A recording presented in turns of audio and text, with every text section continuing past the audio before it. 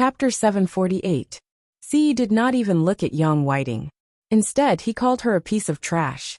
Was he not referring to her when he called her a piece of trash? Young Whiting was close to vomiting blood from anger. Yun Jian had called her a piece of trash just now, and now even Ce, who had just arrived, was calling her a piece of trash. Young Whiting was so angry that her whole body was trembling.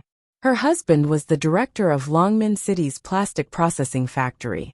No matter how useless she was now considered a member of a wealthy family. What about Yun Jian and Ce? Both of them had called her a piece of trash. It was already good enough that young Whiting did not vomit blood from anger. Yun Jian nodded faintly as she lifted her head to look at Ce's flawless chin. Qin Yuru, who stood aside, was extremely comforted. She might have thought that Ce was a pitiful child without a mother or father since he was young. Now, Qin Yuru had already treated Ce as one of her family and her future son-in-law from the bottom of her heart, based on how he was protecting Yun Jian. Piece of trash? Piece of trash your head. Just as young Whiting could no longer hold back her laughter, Mo Sen's voice came from beside her. Mo Sen's voice came from the side again. Young master, I've already bought all the stores in the United Luenmai shopping center at 10 times the price. 10 times the price? Before young Whiting could curse, she was drowned out by Mo Sen's voice. And now, everyone was stunned on the spot. 10 times the price? He had bought all the storefronts in United Luenmai shopping center? Was this a joke? Or was this man who called Ce young master just acting along with Ce's act? Do you think it's that easy to buy the storefronts here? Do you think all the shopkeepers here are willing to give you their storefronts? Do you even have the money? Young Whiting did not believe that Ce had so much money on hand. After all, some of the shopkeepers here were unwilling to hand over their storefronts to others. Some of them had business and could recoup their losses and even earn a lot of money. Why would they give their storefronts to others so easily? Of course, if Ce really had 10 times the sum of all the shopkeepers in United Luenmai shopping center, it was not impossible to buy all the storefronts here at 10 times the price. After all, no shopkeeper would be dumb enough to sell their storefronts to others for 10 times the price and save them years of hard work. After all, they could do something else immediately after taking the money. They could even look for new storefronts.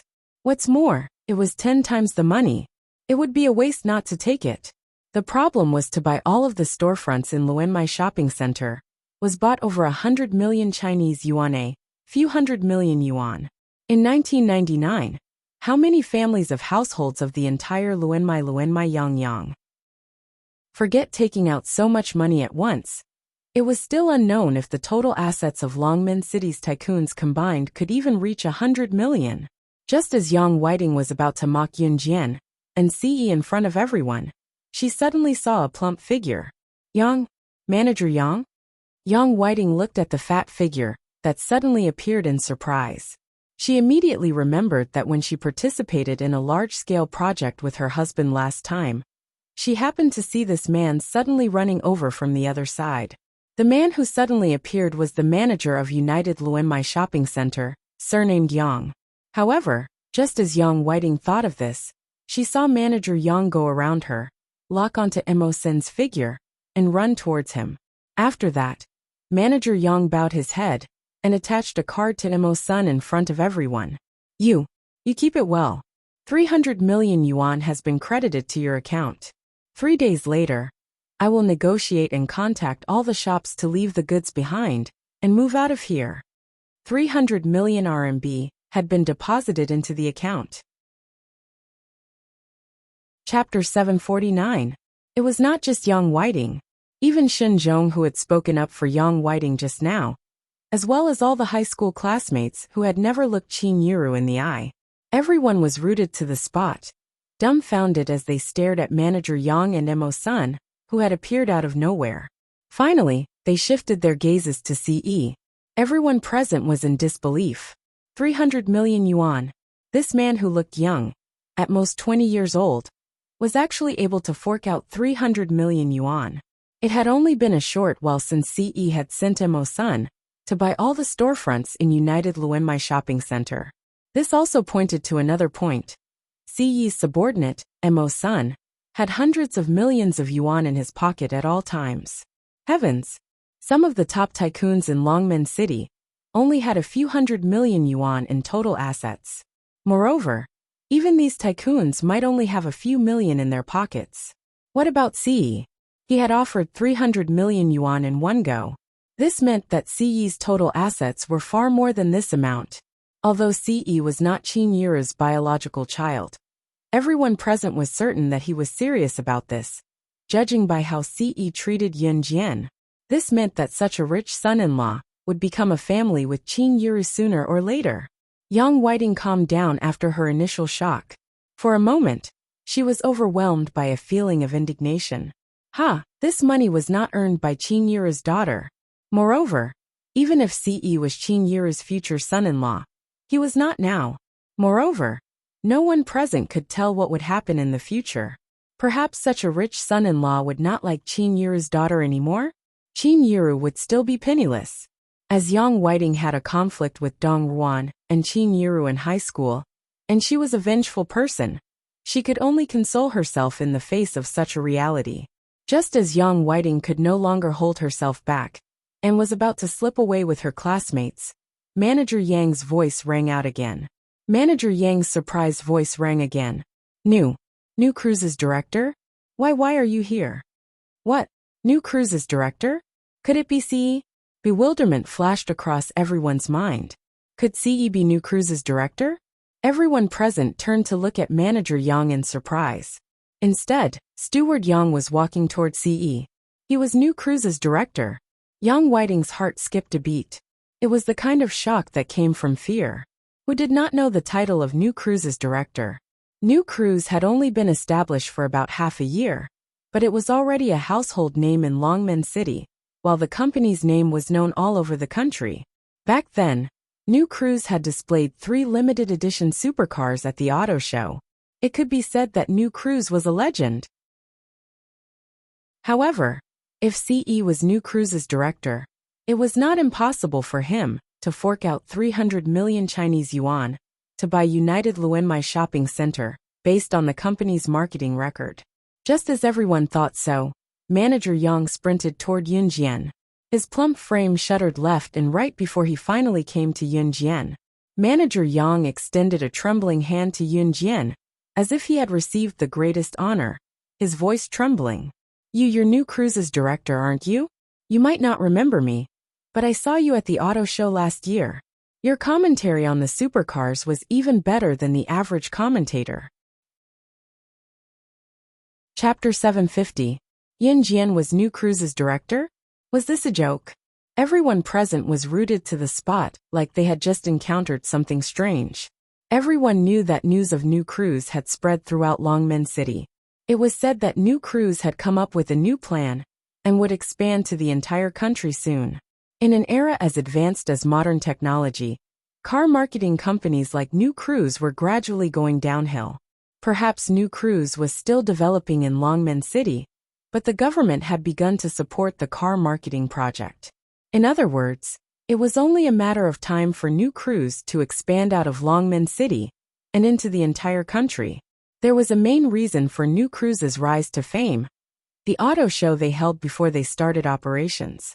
In the entire Z Nation, which company could produce 3 limited edition supercars at once? To put it bluntly, New Cruise's director was rich. Therefore, when everyone present heard that the rumored director of New Cruise was Yun Jian, they were all stunned. Not a single one of them looked ordinary, except for Qin Yiru, Dong Ruan, Ce, and Mo Sun, who already knew about it. Currently, New Cruise was indeed going downhill, and its future was immeasurable. That was why Manager Yang of United Luenmai Shopping Center spoke to Yun Jian in such a respectful manner. No, how is this possible? Qin Yiru, your daughter is New Cruise's director? How is this possible? Yang Whiting was wearing a pair of bright red high heels, but she took 2 steps back in the opposite direction and looked at Qin Yiru with a terrified gaze.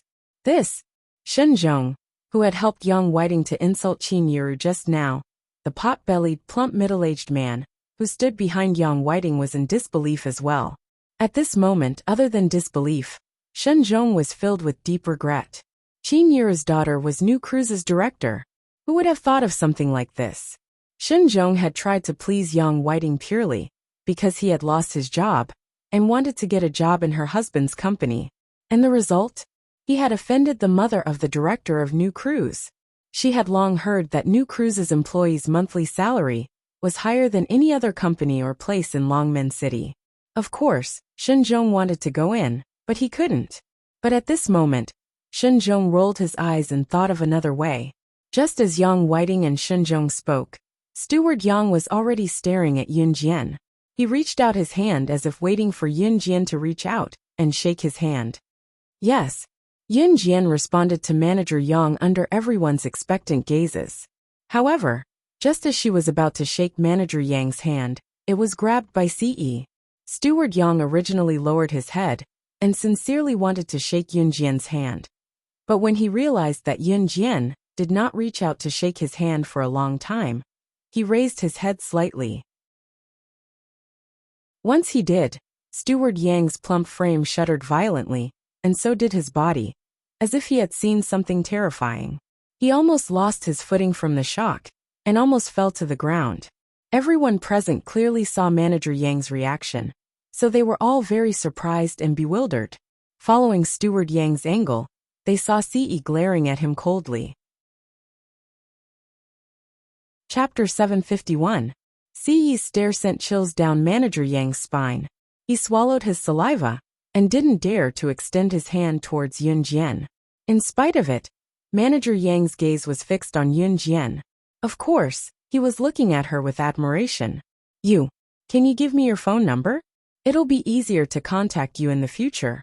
Manager Yang suddenly thought of something. He quickly took out his phone with trembling hands and asked Yun Jian. For someone of Manager Yang's status, the people he interacted with were all big bosses of the same status. Moreover, in 1999, mobile phones had started to enter the market. Communication devices such as mobile phones and pagers had already become popular among the big bosses.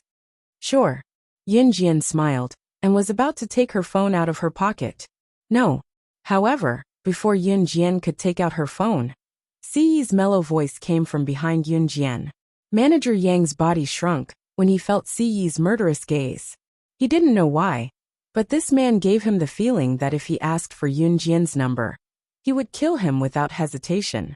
Therefore, Manager Yang shrunk his fat body and stuffed his phone back into his pocket. Clang! Manager Yang swallowed his saliva and shrunk his body before continuing. Pretend I didn't say anything. Even Qin Yiru and Dong Ruan, who were standing aside, could not help twitching their lips when they saw the scene. Dong Ruan, on the other hand, was amused. Based on Dong Ruan's understanding of CE, ever since CE's mother passed away, this child had started to hate the world. CE's mother was Dong Ruan's biological sister. Dong Ruan naturally felt sad when she saw CE's reaction. She was originally worried about CE. What would happen to this child in the future?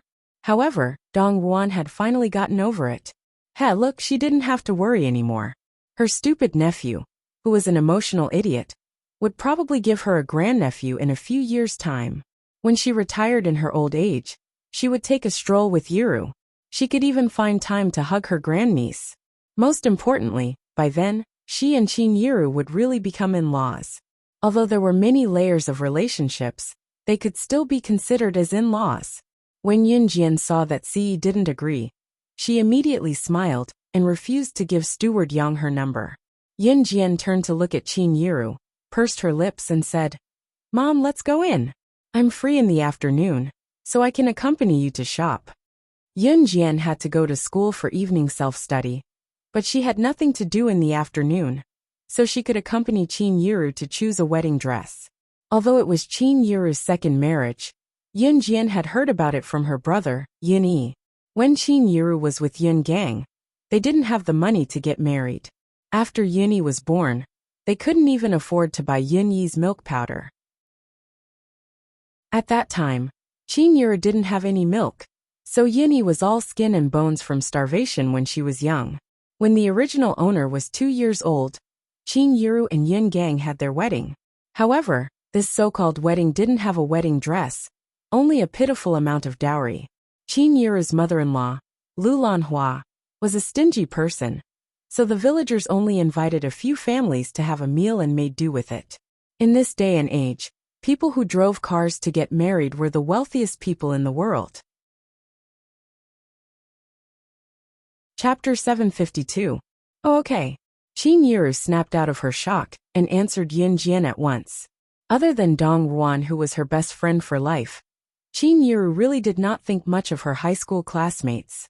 Of course, the reason Qin Yiru did not fight back when she was bullied was not because she was a saint, but because she was afraid of getting into trouble. To Qin Yiru, cowardice was her most obvious weakness. Nevertheless, it did not mean that Qin Yiru did not hate others at all. She was human too. She would usually hate or detest someone, but she would not voice it out for someone like Qin Yiru. She would only keep her thoughts hidden in the depths of her heart. Now that Yun Jian was successful and capable, it was Qin Yiru's greatest satisfaction and pride. "Hey, let's go," Qin Yiru promised Yun Jian, and was about to turn to call Ce. It was evident that Qin Yiru was treating Ce as her real son-in-law. Puppy love was not a good thing. Qin Yiru agreed with that. To Qin Yiru, if Xiao Jian and Xiaoyi met someone decent, Qin Yiru would not object. On the contrary, she would support them wholeheartedly. After all, Qin Yiru was someone who got married and got pregnant early. What she did was not considered puppy love. When she married Yun Gang, Qin Yiru had never fallen in love. Of course, it was not impossible that Qin Yiru had fantasized about Yun Gang for a period of time. Since what happened later, however, no matter how many fantasies Qin Yiru had, they were all gone now. It was fortunate that she was able to meet Officer Go while she was still alive. Once she thought of Officer Ji's tolerance and like-minded personality, Qin Yiru looked forward to the days ahead. "Yes, let's go." Ce agreed to Qin Yiru's request. Then, he smiled and grabbed Yun Jian's hand as they walked into the bridal shop named Jelly. Seeing this, Emo's son wanted to follow in. Just as Qin Yiru and Dong Ruan were about to turn around and enter, a male voice rang out. "Wait!" When they first heard this voice, Qin Yiru and Dong Ruan stopped in their tracks. Yun Jian sensed that Qin Yiru was not following them, so she tugged on Ce's hand and turned around. Shen Zhong, who had been criticizing Qin Yiru along with Yang Whiting, called out to stop Qin Yiru and Dong Ruan. "Qin Yiru, Dong Ruan, it was my fault just now. I've wronged you. I hope you can forgive me." Shen Zhong suddenly apologized. Then, he brought up the topic that everyone wanted to forget. "I thought you didn't want to hang out with us. That's why you said that. Now I know that you're here to buy a wedding dress, right? Haha, I've wronged you. I hope you can forgive me." Shen Zhong's eyes darted around as he spoke. There was a reason for Shen Zhong to show his weakness. Shen Zhong had been unemployed for a while now. Now that he had offended the mother of the director of New Cruise, he felt that he was showing his weakness to Qin Yiru and Dong Ruan. Qin Yiru had a weak heart, and since they were classmates, it should not be difficult for Qin Yiru to ask her daughter to get him a job in New Cruise, right? Of course, Shen Zhong's decision to suck up to Yun Jian meant that he had decided to fall out with Yang Whiting. As expected, even if Yang Whiting knew that Yun Jian was the director of New Cruise, she would not show her weakness. When Yang Whiting saw Shen Zhong's sudden betrayal, she immediately shouted at him, "Shen Zhong, what's the meaning of this? Didn't you agree?" Chapter 753. Agree to what? However, before everyone could hear the rest of Yang Whiting's words, Shen Zhong had already threatened Yang Whiting. "You be *th, don't speak in front of me. Do you believe that I won't expose your dirty secrets?" Yang Whiting and Shen Zhong's words made everyone present bewildered. However, no one knew what was going on. Sure enough, when Yang Whiting heard that Shen Zhong was going to expose her secret, her face instantly turned pale. When everyone present heard Yang Whiting and Shen Zhong's conversation, they became even more suspicious. What other dirty secrets could there be? Could it be that Yang Whiting and Shen Zhong had some other relationship? Yun Jian's eyebrows twitched as an undetectable glint flashed across her eyes. Ce, on the other hand, lifted the black watch on his wrist and glanced at it. His thick brows on his flawlessly handsome face frowned slightly. "It's 12:30 p.m. Time to go. Siyi's inappropriate voice suddenly sounded. Yun Jian didn't want to talk to Yang Whiting and Shin Zhong anymore, so she said to Qin Yiru, "Mom, don't worry about them. Let's go." Okay. Qin Yiru remembered that she had to rush home to prepare dinner, because Yun Jian had to go to school for self-study. Hence, she didn't want to waste any more time here. Wait, are you not going to forgive me? Shin Zhong panicked when he heard that Yun Jian and Siyi were about to leave. However, Shin Zhong was a person who knew how to adjust to the situation. He didn't ask Yun Jian, Siyi, or Dong Ruan. Instead, he asked Qin Yiru directly. Shin Zhong had grasped Qin Yiru's personality. He knew that Qin Yiru had a soft personality. In high school, Qin Yiru had a soft personality. Furthermore, whenever someone asked her for something, she would give it to them. She was extremely kind. Qin Yiru panicked after being questioned by Shin Zhong. We have nothing to do with you. How can you forgive us? When Yun Jian saw Shin Zhong's expression, she knew that Shin Zhong definitely had something to ask of her. Hence, Yun Jian took over Qin Yiru's words and said to Shin Zhong. The meaning of Yun Jian's words could not be more obvious. Even if Yun Jian couldn't guess what Shin Zhong was thinking, she had a rough idea. Just by looking at Shin Zhong's appearance, Yun Jian knew that he definitely had something to ask of her. Or rather, he needed to use new crews. If a person like Shin Zhong was recruited into new crews, or even put in an important position, new crews' future would not last long. Mom, let's go. Yun Jian shook off Siyi's hand this time, and walked over to pull Qin Yiru towards Jelly Bridal Boutique. Seeing Yun Jian, and the rest walk into Jelly Bridal Boutique, Shin Zhong's wishful thinking was ruined. He looked on hatefully as Yun Jian's figure disappeared before him. However, there was nothing he could do about it. When Yang Whiting saw that Yun Jian and the rest had walked into Jelly Bridal Boutique, she instantly lost the intention to continue fooling around. Hence, she told everyone present, I suddenly feel unwell. I'll take my leave first. Wait. Shin Zhong knew that he could no longer get into new crews. Hence, he turned around to please Yang Whiting. Yang Whiting, about what you promised me before. Tui, no way. Yang Whiting was filled with anger when she recalled what Shin Zhong had done earlier. She then said through gritted teeth. Chapter 754. Yang Whiting's expression changed again when she heard Shin Zhong mention it again. However, she soon remembered that Shin Zhong was just saying it casually. He had threatened her with it a few times before, but he had never dared to reveal it. Although in front of a group of high school classmates, Yang Whiting was afraid that Shin Zhong would really say it out loud, but she still didn't change her arrogant face. Yang Whiting lifted her head to look at Shin Zhong, and even said in a provocative tone, Do you dare? If you do, I won't help you anymore. You mother of cur. Do you think your husband's lousy company is of any use? Compared to new crews, your husband's plastic processing factory should shut down as soon as possible. Shin Zhong spat at Yang Whiting through clenched teeth when he heard her tone. The thought of Yang Whiting causing him to be unable to enter new crews made Shin Zhong even angrier. Shin Zhong thought that he was unable to enter new crews purely because he helped Yang Whiting to talk to Qin Yiru. It was all Yang Whiting's fault. As for Yang Whiting's husband's plastic processing factory, Shin Zhong did not want to enter new crews after he heard about it. Look at this. What's the use of this woman carrying a bag and wearing branded clothes? She was still moaning excitedly under me yesterday. Shin Zhong was so angry that his eyelids were rolling. Hence, he decided to go all out and reveal the whole thing. Yang Whiting did not expect Shin Zhong to really reveal the whole thing, especially in front of all her high school classmates. Yang Whiting's face was pale, but she reacted quickly. She shouted at Shin Zhong, You're spouting nonsense. Why would I be with a damn fatty like you? F***ck, Yang Whiting, you have a mole on your left chest. You should know if I'm spouting nonsense or not. Shin Zhong cursed and turned to leave in a huff. In the end, Yang Whiting was the only one left to deal with the situation.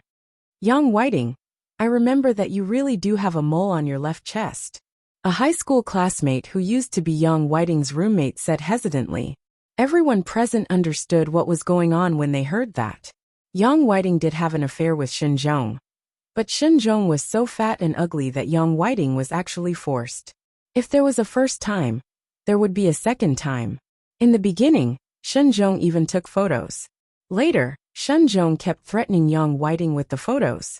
Of course, Yang Whiting's secret would not have been exposed today if she had not brought a bunch of people to put on airs in front of Qin Yiru in the first place. As for how Yang Whiting was going to clean up the mess, it was all up to her. Yun Jian and the others had already entered Jelly Bridal Shop. As soon as they walked into Jelly Bridal Boutique, Qin Yiru mentioned that CE had really bought the Lianmei shopping center. After all, in Qin Yiru's opinion, it was fine for CE to be rich, but money shouldn't be spent so recklessly. Yiru, don't mind him. He's just like a child. He lacks everything but money. Dongwon told Qin Yiru. Dongwon then told Qin Yiru jokingly, "You've given your daughter to him. Our bill today will be on him. Yiru, don't be courteous with AE. Even if we buy everything in Longmen City today, he'll still follow us happily and pay for us." As Dongwon spoke, she glanced at CE, who was holding Yun Jian's hand tightly, as if afraid that Yun Jian would get lost. Chapter 755. Dongwon was a fashion-savvy person. The wedding gown that she had chosen for Qin Yiru was unique as well. It brought out Qin Yiru's beauty. It had been some time since Qin Yiru went to work. Qin Yiru had been taking care of her 3 children, Xiao Yunju, Duan Li and Duanya. The 3 children were obedient. Of course, while Xiao Yunju and the other 2 children were away at school, Qin Yiru had nothing to do at home. She would even go to the nearby park to work out. Moreover, Qin Yiru would appear punctually at the small park near the villa in the morning, noon and night. Qin Yiru's appetite did not decrease, but her figure was noticeably slimmer than before. Overworking oneself did not necessarily mean that one would become thinner. On the contrary, one would gain weight. Qin Yiru's days were quite comfortable. Compared to when she was in Xinjiang town, the difference was like heaven and earth. "Yiru, go try on this wedding gown. It matches you perfectly," Dongwon said, and quickly asked the attendant to bring out a wedding gown with an extra long hemline. Qin Yiru had a good temper. She had already changed into more than 10 wedding gowns. Now that Dongwon had brought out a wedding gown, Qin Yiru patiently changed into it. Dongwon glanced at the wedding gowns that were hanging on the rack. From the corner of her eye, she caught sight of Yun Jian and CE, who were not too far away. Yun Jian was sitting on the bench in the resting area, while CE was standing beside Yun Jian. His tall and slender legs were pressed against Yun Jian's resting area. His handsome face attracted the attention of many ladies, who had entered the bridal shop to pick out their wedding gowns. Of course, CE's eyes were fixed on Yun Jian the entire time. Dongwon walked along the rows of neatly hung wedding gowns and stood in front of Yun Jian. Then, she happily stood in front of Yun Jian and placed a wedding gown in front of Yun Jian. "Xiao Jian, this wedding gown suits you. Do you want to try it on?" Yun Jian was sitting in the lounge and reading a newspaper when she heard Dong Ruan's words. Yun Jian raised her eyebrows. She looked up at Dongwon and pursed her lips slightly. "Me? Yeah, it doesn't cost anything to try. Besides, it might be your AE's turn in less than 2 to 3 years. Dongwon said as she pulled Yun Jian to her feet. At the same time, she pushed Yun Jian into the changing room with a smile. Yun Jian had been sitting in the lounge waiting for Qin Yiru to give her comments after she changed into a wedding gown. She did not expect Dongwon to drag her to try on a wedding gown. Yun Jian tugged at the corners of her lips, but she eventually took the wedding gown that Dongwon had forcefully passed to her with a smile and entered the changing room. CE's dark eyes glinted before he turned his gaze to the changing room, where Yun Jian was changing. Dongwon snickered behind CE at the sight. "This wedding gown is a little tight." Qin Yiru had already come out of the changing room. She shrank back and looked around before asking, "Where's Xiao Jian?" "I asked her to try on the wedding gown." Heh. Dongwon giggled. Before Qin Yiru could react, the door to Yun Jian's changing room opened. Everyone's gaze turned to the door. Yun Jian was wearing a one-shoulder strapless wedding gown that did not reach the floor. The simple and crisp wedding gown was just like her, bright and dazzling. Yun Jian's fair skin paired with the pure white wedding gown made her look like an angel who had returned from heaven. It was so tempting that one could not wait to rub her into their body. Is it strange? Yun Jian asked when she saw that everyone was stunned. She looked down at the wedding gown she was wearing. Chapter 756. When Yun Jian came out, Ci did not react much, but it could be seen from his abrupt squint that he was taken aback. Yun Jian had a great figure. She had the best curves in all the right places. There was not a single bit of flesh missing from her body, and not a single bit of excess in the places where there should not be flesh. Her slender yet voluptuous legs were covered by the hem of the wedding gown, but the gown's design was a one-shoulder spaghetti strap and a tube top. Yun Jian's ample bosom and her slim yet voluptuous arms were paired with her curvy waist and slightly perky bottom. Yun Jian was mesmerizing no matter how one looked at her. Even Emo's son, who had never been attracted to women, could not help taking a few more glances. It was only when he felt Ci's murderous glare that he realized that he was openly checking out his young mistress in front of the young master. Emo's son hurriedly averted his gaze. He even coughed to cover up his awkwardness at the moment. What's the rush, kid? Why are you buying a wedding gown so early? Dong Ruan came over and glared at Ce with a grin before holding Yun Jian's hand. I told you this wedding gown suits you. There was no need to mention how beautiful it was. Heh. Dong Ruan said and patted the back of Yun Jian's hand affectionately. Yun Jian looked back with a smile. My Xiao Jian looks good in anything, unlike me. My figure is already out of shape. Qin Yiru came over with a grin as well. So you have to work out well. You must look beautiful on our wedding day. Dong Ruan said with a grin. May I ask? It was then that a low male voice was heard. They turned their heads and saw a middle-aged man standing in front of them with a digital camera in his hand. The middle-aged man was slightly plump and wore a pair of round spectacles. He looked rather refined and cultured. When Qin Yiru saw the middle-aged man, she thought that he was here to ask for directions, so she replied. Excuse me, is this young lady your daughter? In terms of appearance, Yun Jian and Qin Yiru were quite similar. Therefore, the middle-aged man hung the digital camera in front of his chest and asked Qin Yiru. Qin Yiru was a little suspicious, but she still nodded. It's like this. I'm a talent scout from Beiguang Model Agency. My name is Zhao Zhengmin. I just happened to see your daughter's stunning beauty, so I want to hire her to our company. The man who claimed to be a talent scout, Zhao Zhengmin, said as he took out a business card from his pocket. Just as Zhao Zhengmin was about to pass the business card to Qin Yiru, Ce said decisively, she won't go. Ce was already taller than the average person. Zhao Zhengmin was about 1.75 meters tall, which was not considered short among men. However, compared to Ce, who was 1.85 meters tall, he had to raise his head slightly to look at him. Ce was shielding Yun Jian behind him with a slight frown. His unapproachable expression sent chills down one's spine. However, a talent scout like Zhao Zhengmin was used to seeing all kinds of people in the secular world. Although he was slightly stunned, he did not know who this man was. However, Zhao Zhengmin still passed the business card to Qin Yiru and said to Qin Yiru, our company is a legitimate company, and I'm responsible for attracting people with potential to our company. If you're interested. Zhao Zhengmin was indeed shocked by Yun Jian's shocked expression, but he completely ignored Ci's words. After all, Yun Jian was definitely a student at her age. Since she was a student, her mother would definitely be in charge of her company.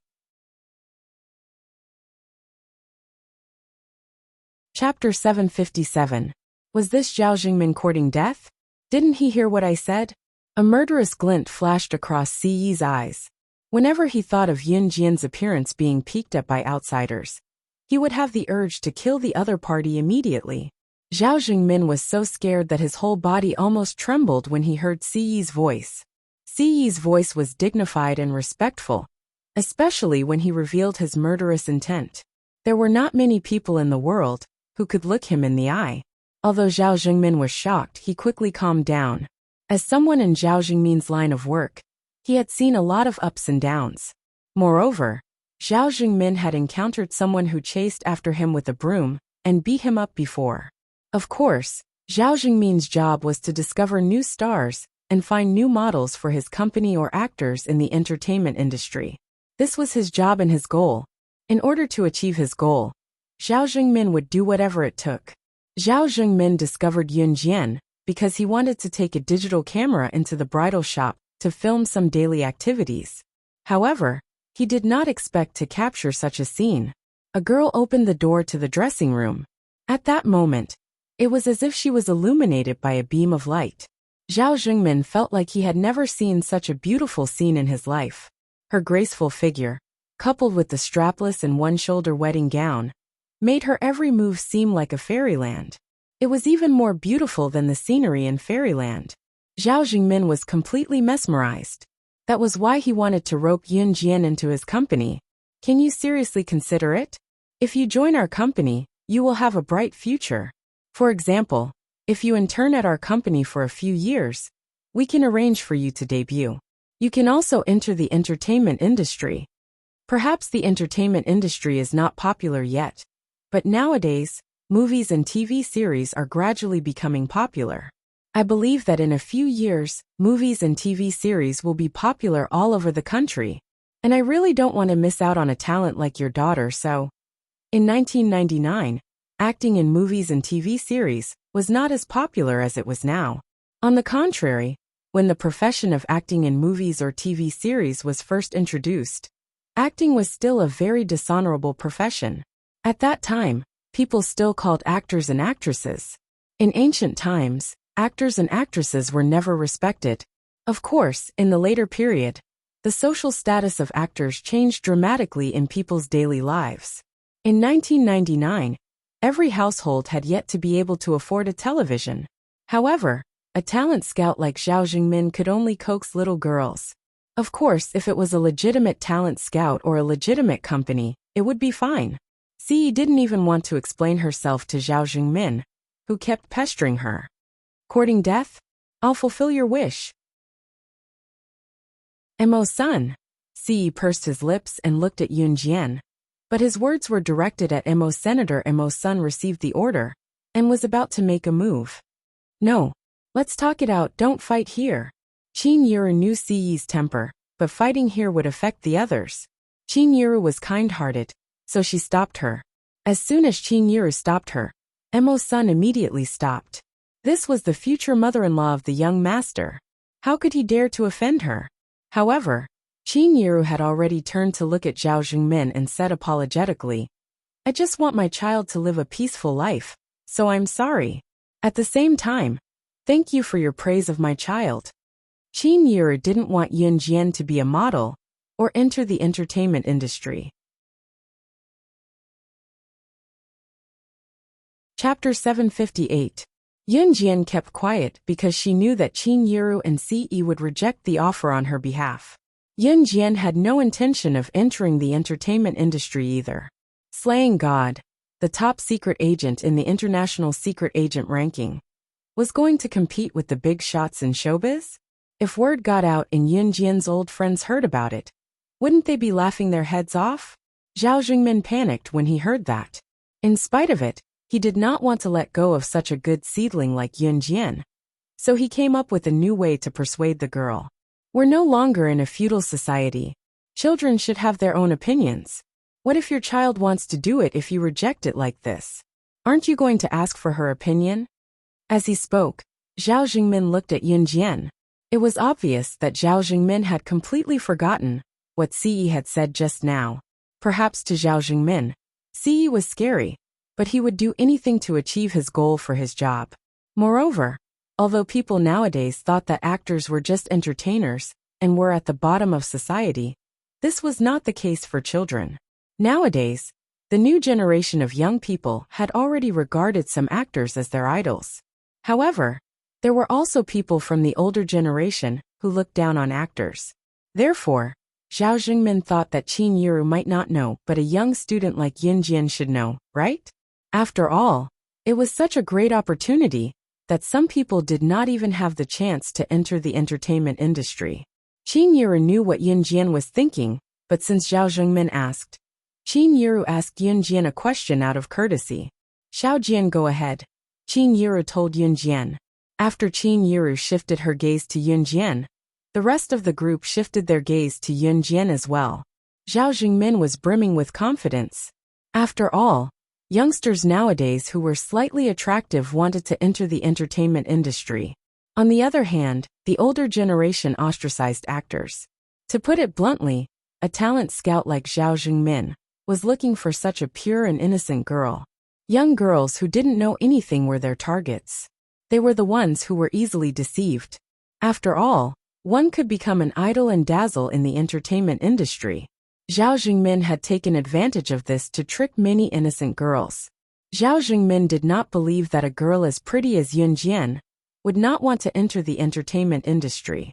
I don't want to. These two simple words summed up his decision. Yun Jian's reply killed Zhao Zhengmin's idea. Okay. Zhao Zhengmin appeared to be very disappointed. Before Zhao Zhengmin could finish his words, however, Siyi's hand was already holding Yun Jian's hand as they went to the changing room. Hey, where are you going? Qin Yiru stuck her head out to ask. To change. Siyi glanced at Yun Jian's wedding gown and replied to Qin Yiru.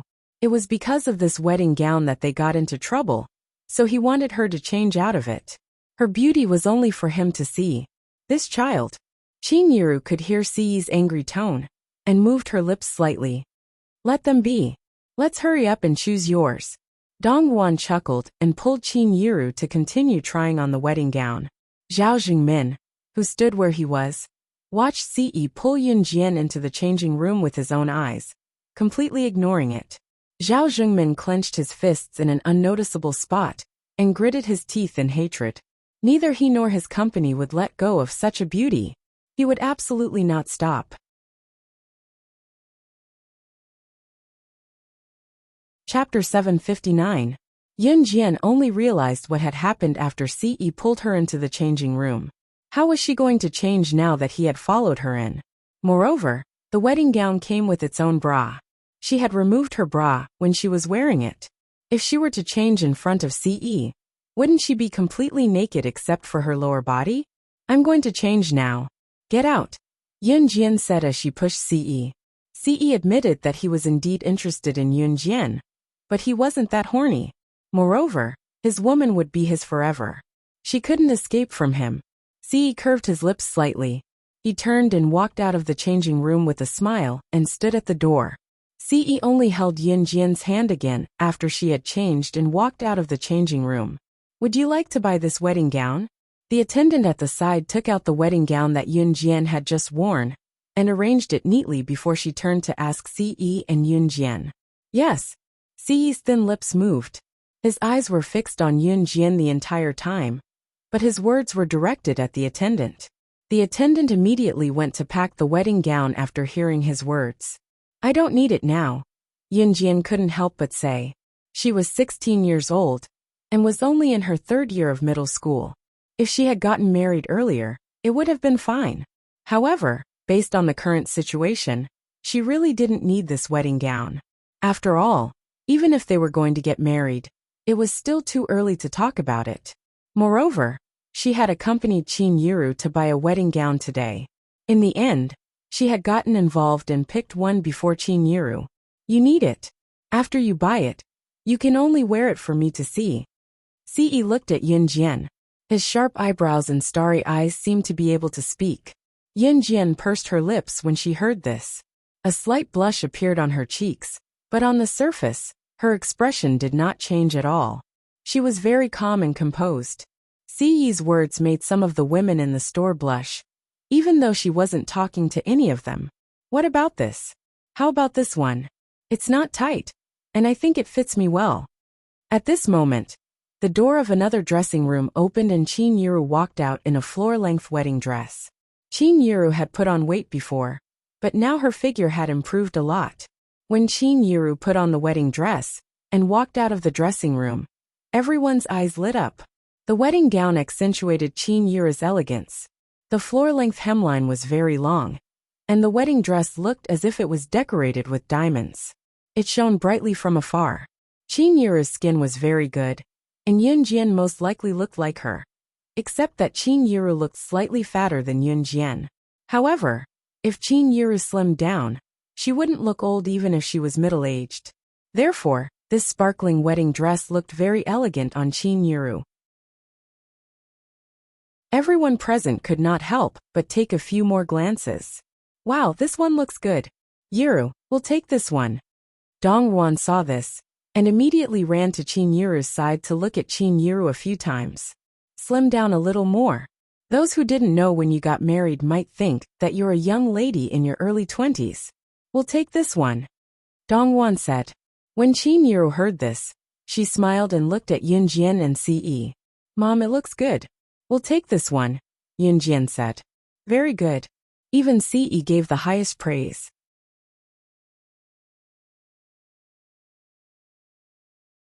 Chapter 760. Emo's son pay the bill.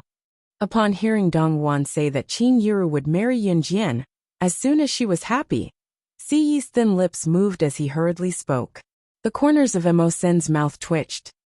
Young master, you weren't such a proactive person in the past. However, Emo's son still didn't say anything as he walked over to pay for the 2 sets of wedding gowns. In addition to a pure white wedding gown, a wedding gown would also be required. Of course, some families that weren't rich enough wouldn't even buy a wedding gown. They would only have a traditional red wedding gown. Although Emo's son had already bought all the stores in the United Luenmai shopping center, including the goods in the stores, he still needed manager Yang to negotiate with the merchants of the entire United Luenmai shopping center. After signing a contract, he would finally transfer it out. There were still many steps in the process. Of course, Ce didn't lack the money. He couldn't wait, so he naturally paid the bill first. Moreover, if there was one less item here, it meant that manager Yang would refund him more money. The two had nothing to do with each other. By the time Qin Yiru changed out of the wedding gown and had it packed by the waiter, it was already 3 in the afternoon. Time passed very quickly. In addition, Qin Yiru had tried on many wedding gowns in the beginning, so it took time to change into a wedding gown. Naturally, time passed very quickly. Yun Jian and the others also realized that Zhao Jingmin, who claimed to be a talent scout, had already left. Qin Yiru and Dong Wan naturally thought that Zhao Jingmin had given up on exploring Yun Jian. Thus, the two of them carried the wedding gowns they had bought and walked home excitedly. Qin Yiru and Dong Wan walked in front, holding hands as they talked, while Ce and Yun Jian followed behind. Emo's son followed at the back alone. After passing through the bustling and crowded downtown, it was already around 3:30 p.m. when they reached home. Qin Yiru went to prepare dinner as soon as she reached home. Xiao Yunju, Duanli, and Duanya were still having fun upstairs.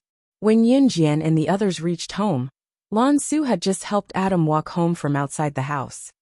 Slow down, slow down, slow down. My legs. Adam complained as he was supported by Lan Su as they walked back into the house. Emo's son, who was standing in the distance, saw this and ran out to help Adam without saying anything. Let me do it, Emo's son said to Lan Su, and then he took over from Lan to help Adam. Yes, Lan Su nodded. If one looked closely, one would see that her forehead was covered in a dense line of sweat. Lan Su really did not know how to serve others. She had always been served by others, and this was the first time she had to support a man like this from a walk in the park. Adam swung his slender hand and placed it on Emo Sen's shoulder. Emo's son and Adam were about the same height. Both of them were about 1.8 meters tall. Although Lan Su's height was considered quite tall among girls, she was still half a head shorter than Adam. Therefore, after Adam put his hand on Emo Sen's shoulder, he clearly felt a lot more relaxed. Thinking like this, Adam couldn't help but tease Lan Su. Phew, this is tall enough. You're short. I can't even stretch my hand, and I have to bend my back to walk. You. Lan Su was angered by Adam's words. You still want to hit me? I'm a patient. Adam smiled mischievously and pulled his handsome mouth that looked a bit dandy when he smiled. Lan Su really wanted to beat Adam up, but she quickly remembered that Adam's injuries were for her, so she endured it. Chapter 761. Yun Jian could not help curling her lips at the sight. Ah, you're all here. We're all here. Just as Adam limped into the room with his hand on Mawson's shoulder, a mature and steady male voice suddenly rang out. Yun Jian turned to look and saw Gu Junjian entering the house before he could even change out of his military uniform. I heard that you guys bought wedding gowns? How was it? Did you find anything you like? Gu Junjian asked as he removed his jacket and placed it on the stool beside the dining table. I bought it for Yiru. It's on the sofa. Take a look. I picked it out for Yiru. Yiru looks gorgeous in it. Dong Guan was acquainted with Gu Junjian because of Qin Yiru. Although they didn't have a good relationship, Dong Guan still joked with Gu Junjian. Okay, let me take a look, Gu Junjian replied, and took out the wedding gown on the stool. Xiao Jian, you're going to self-study tonight. Come eat first, Qin Yiru beckoned Yun Jian. Wash your hands. There are still 2 dishes left. Let's wait at the table, Qin Yiru said with a wide grin. Sure, we're waiting for the chef. Don't make us wait too long. Dong Guan replied to Qin Yiru with a grin. By the time Qin Yiru served the remaining 2 dishes, everyone was already seated around the table. The marriage application I submitted to the higher-ups last time has been approved, Gu Junjian said as he ate his rice. Although she knew that the marriage application was bound to be approved, Qin Yiru could not help exclaiming in delight. Really? Gu Junjian nodded and said, I'm going to treat my comrades to dinner next Saturday. Xiaoyi will be there too. Yunyi was from the high school and usually went home once a week. He would definitely be home on Saturday night. When they heard that Gu Junjian was going to treat them to a meal, everyone expressed their silent approval. Next Saturday? I'm going back to work next Saturday. I wish you all good food and drinks, haha. Dong Guan immediately said. Qin Yiru also expressed that it was a pity that Dong Guan could not come. However, knowing that Dong Guan was usually busy, Qin Yiru felt relieved. As he spoke, Gu Junjian suddenly thought of something. He turned around and said to Qin Yiru, who was sitting next to him, I applied for leave tomorrow. Tomorrow? I can take you to prepare for the wedding. Okay. Qin Yiru's smile widened when she heard this. Yun Jian sat to the side and occasionally chatted with Xiao Yunju, Duanli and Duanya. Meanwhile, Ce sat next to Yun Jian and silently put food in Yun Jian's bowl. Yun Jian also ate all the food that Ce put in her bowl. It was almost 4:30 p.m. when Yun Jian finished all the food in her bowl. Mom, I'm going to school. Yun Jian stood up and said to Qin Yiru. I'll send her off. Ce also put down her bowl and chopsticks. Yun Jian ran upstairs and took her bag downstairs. Ce lazily put one hand in his pocket and walked out with Yun Jian. Since it was still early, and the villa was not far from school, Yun Jian and Ce walked there. Let me do it. As soon as they walked out of the villa, Ce took Yun Jian's bag and helped her to carry it. Yun Jian did not refuse. Her bag was not heavy. When they reached the school gate, Ce returned her bag and said very ambiguously, I'll wait for you to come back tonight. Okay. Yun Jian smiled and took her bag. Ce's appearance attracted the attention of many passing girls. However, Ce did not stop at any other girl except for Yun Jian. After Ce left, Yun Jian put on her bag and planned to walk into school.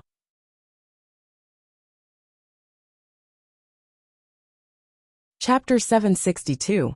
Before Yun Jian could turn around, Chen Sini had already pounced on her and hugged her shoulder affectionately.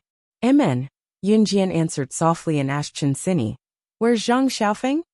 Zhang Xiaofeng and Chen Sini were cousins, and both of them liked to tease each other. Yun Jian could not help being surprised that Zhang Xiaofeng was not around. His fever hasn't gone down today. I told him not to come, Chen Sini said before hugging Yun Jian and inching closer to Yun Jian with a grin. Xiao Jian, I saw the handsome guy who sent you to school just now. I even heard what he said, Chen Sini said with a grin. She then pouted playfully and emphasized her tone, repeating what Ce had said to Yun Jian. I'll wait for you to come back tonight. Haha, that's what he said. I think you guys are having an affair. Chen Sini did not mean anything else. She was just playful and liked to imitate others. In spite of it, Yun Jian blushed at once when she heard it. Wow, that's unbelievable. Xiao Jian, you're blushing? Chen Xinyi exclaimed in surprise when she caught the blush on Yun Jian's cheeks. Chen Xinyi then regained her composure and went to Yun Jian's ear to ask, as she pulled Yun Jian into the school. Xiao Jian, tell me, how far have you guys progressed? When did it start? Not only was Chen Xinyi interested in Yun Jian's gossip, even Zhang Xiaofeng and Ling Yichen were intrigued. Yun Jian was speechless. Tell me. Chen Xinyi pulled Yun Jian to the school coquettishly. Seeing that Yun Jian was silent, Chen Xinyi began to make guesses. Did you and him do it? Even if Yun Jian had not experienced certain things, she could guess a little from what Chen Xinyi said. She coughed, and as if to ease the awkwardness or dispel Chen Xinyi's curiosity, she replied, No. Chen Xinyi was speechless. Jian, has anyone ever told you that you're very direct? Being pestered by Chen Xinyi all the way, it was time for the evening self-study session when they returned to the classroom. Spring had come quietly, but the campus at night was still chilly. The weekend self-study session was just self-study, and the homeroom teacher did not have any special instructions. However, there was one thing that the teacher could not forget. The homeroom teacher, Miss Yu, stood on the podium and felt the eyes of the class. She said, The winter break is over and most of you have settled down. It's been more than a week since school started, and it's the second semester of the third year of junior high now. This means that the middle school exams are coming soon. Everyone must work hard for your goals. When it came to goals, it was nothing more than which school to get into for the middle school exams. The best high school in Longmen City was Senior High School, and most of the students were working hard to get into it. Miss Yu left after that, leaving the classroom for the students to study by themselves. Usually, whatever the homeroom teacher said would cause a commotion in the class. The students would have many topics to talk about as the teacher spoke. Take Chen Xinyi for example. Chen Xinyi, who was sitting in front of Yun Jian, could not help turning to look at Yun Jian, who was sitting behind her when she heard what the teacher said, and asked, Jian, have you thought about which high school you want to get into? I want to get into Senior High School, but I can't meet the cutoff score. You're so good, you can definitely get into Senior High School. Yun Jian's results were first in the 5-school joint entrance exam, so everyone's ears perked up when Chen Xinyi asked.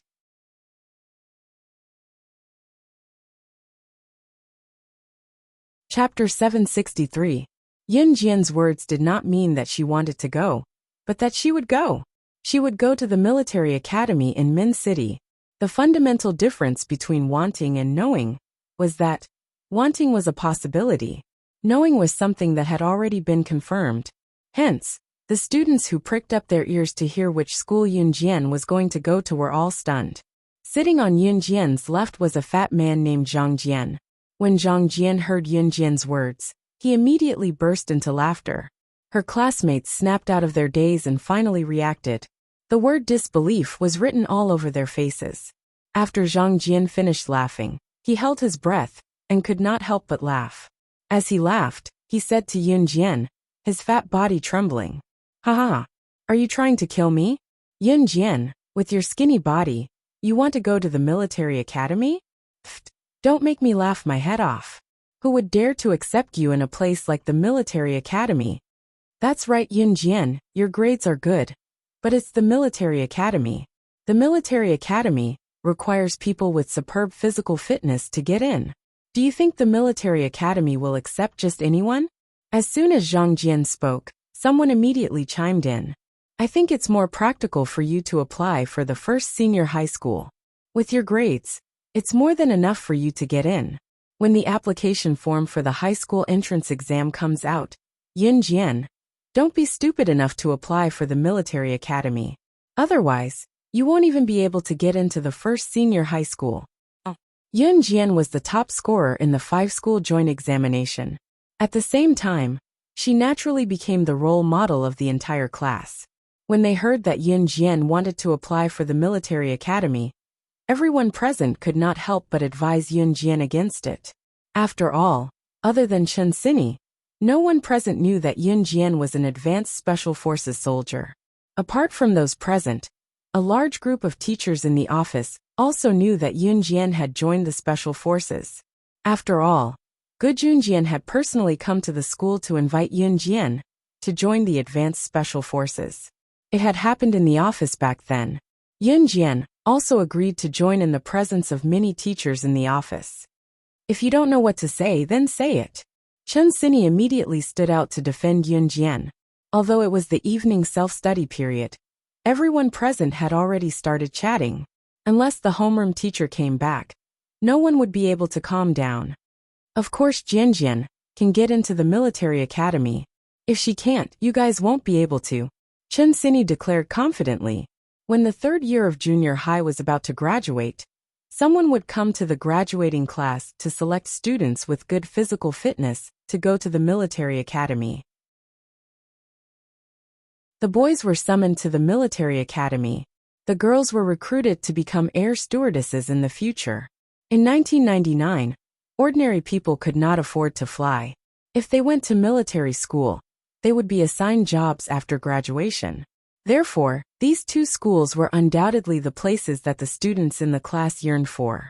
However, there were only a few people in the entire Dragon Gate No. 1 high school who could be selected. Chen Sini, why are you so confident that she can get into the military academy?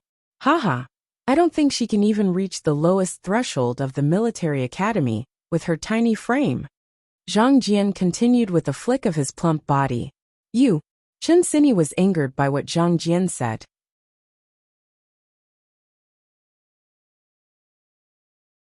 Chapter 764. After this male voice was heard, everyone present was a little stunned. They then turned around to see a figure appear at the back door of the classroom. Zhang Xiaofeng was holding onto the door frame at the back of the classroom. Everyone was stunned when they saw Zhang Xiaofeng appear out of nowhere. As their homeroom teacher had mentioned earlier that Zhang Xiaofeng had taken the day off due to a fever, the class was a little stunned to see Zhang Xiaofeng, who was supposed to be at home here. However, that was not the only thing that stunned them. It was what Zhang Xiaofeng said. Zhang Xiaofeng said that Yun Jian was an advanced special forces soldier? That was not the point. The point was that Yun Jian was Team Monarch's slashing god. What kind of joke was that? Team Monarch had now become the idol of countless youths, especially the boys in school, who looked up to them. The reason was simple. Team Monarch was a team formed by advanced special forces soldiers who were around the same age as them. Most importantly, the 7 members of Team Monarch had all become members of the Advanced Special Forces. Advanced Special Forces? Even some veteran Special Forces soldiers who had been in the military for decades could not become Advanced Special Forces soldiers. How old were the 7 members of Team Monarch? They were already members of the Advanced Special Forces. However, the most terrifying person in Team Monarch was Slashing God. Slashing God was a legendary figure. It was said that the internationally renowned Inferno Ring, an organization that was second only to an Hun group and kosher mercenaries, was annihilated by Slashing God, who led the Zhe province army and joined forces with an Hun group and kosher mercenaries. Rumors about Slashing God were endless. All the boys in the classroom had heard of Team Monarch's Slashing God. Most of them had even set Slashing God as their goal and role model to move forward. At this moment, Zhang Xiaofeng, who appeared out of nowhere, said that Yun Jian was the Slashing God whom the boys had been idolizing recently. How could they not be shocked? Team Monarch's Slashing God. Is Yun Jian? Zhang Jian was the first to react. He stuttered as he looked at Zhang Xiaofeng, who suddenly appeared at the back door of the classroom. His beady eyes that could barely open widened. As the strongest fatty in class, Zhang Jian was no doubt the #1 fan of Team Monarch's Slashing God. Back then, Zhang Jian searched for information about Team Monarch's Slashing God. Although he did not know who was Slashing God, he managed to find quite a lot of information about her. At that time, Zhang Jian was still bragging in class, and even said that he wanted to become someone as powerful as the Killing God. When he mocked Yun Jian for wanting to go to the military school just now, Zhang Jian thought that he knew Slashing God very well. He even thought of himself as Slashing God, so he spoke to Yun Jian in disdain. Now, however, Zhang Xiaofeng was telling them that Yun Jian was the legendary slashing god of Team Monarch, the legendary character. Not a single student in the class wasn't surprised.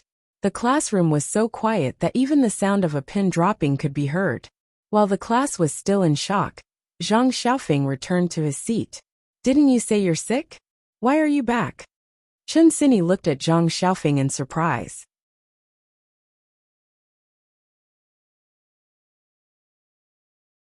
Chapter 765.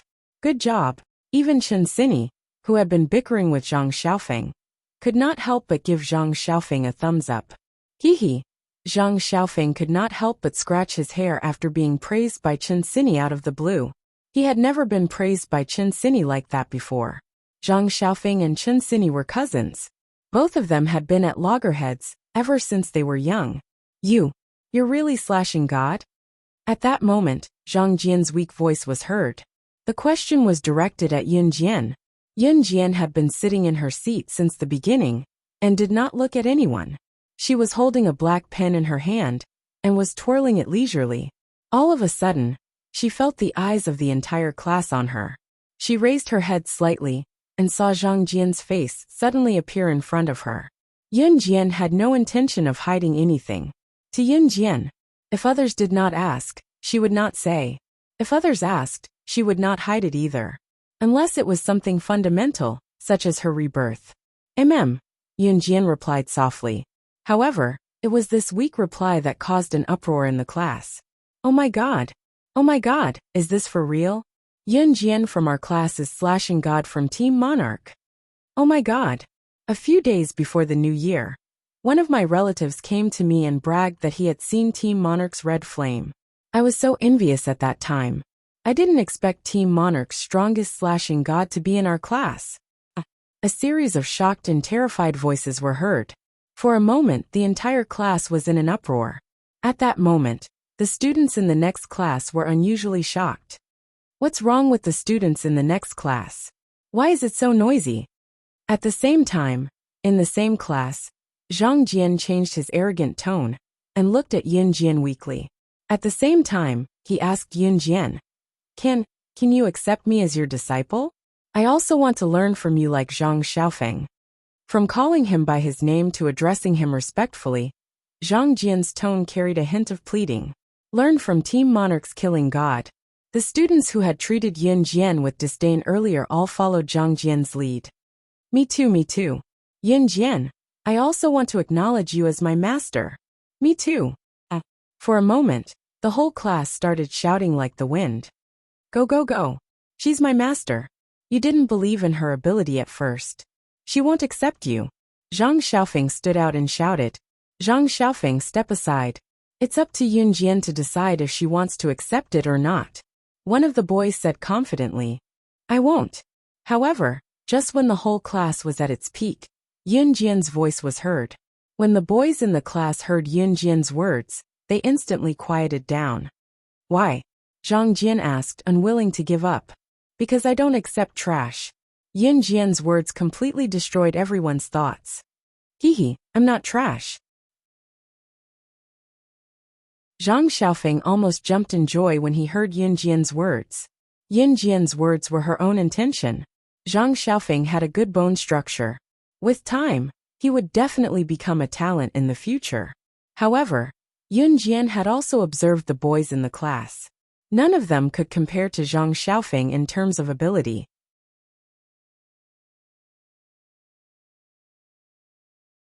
Chapter 766.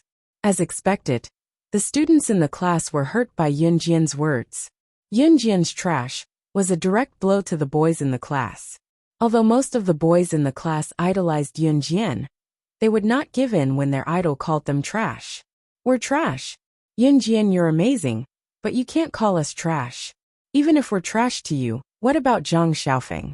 Zhang Xiaofeng can't even beat Zhang Jian. If you ask me, he's even more trash than Zhang Jian. So why did you take him as your disciple instead of Zhang Jian? One of the boys said righteously. Following that, many of the boys started to chime in. That's right. If we're trash, then Zhang Xiaofeng should be even more trash. Why did you take Zhang Xiaofeng as your disciple? With one of them taking the lead, more and more people chimed in. It was not just the school, but the entire society as well.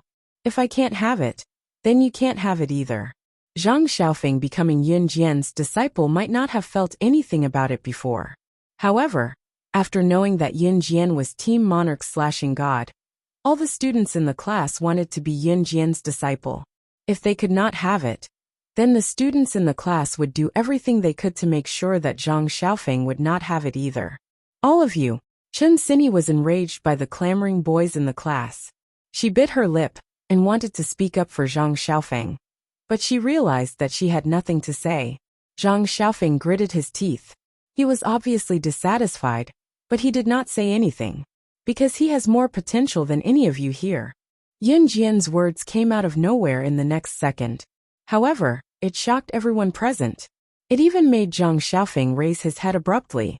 Yun Jian said that he had more potential than anyone present? Ahahaha. Yun Jian, are you kidding us? Zhang Xiaofeng had potential? Even he was no match for Zhang Jian.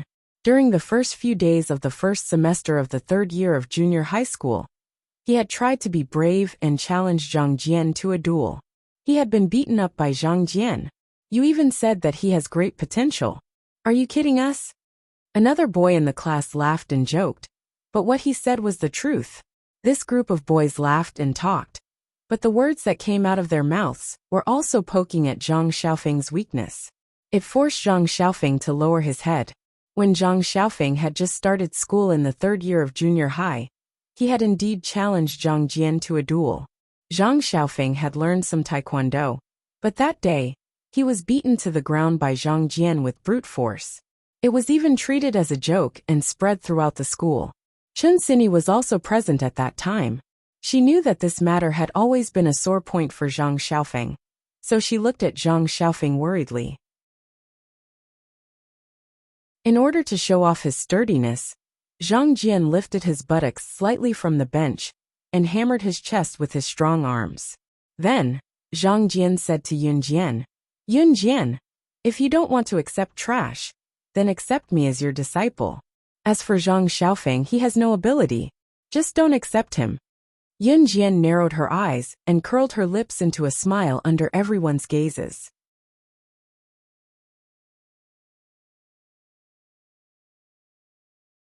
Chapter 767.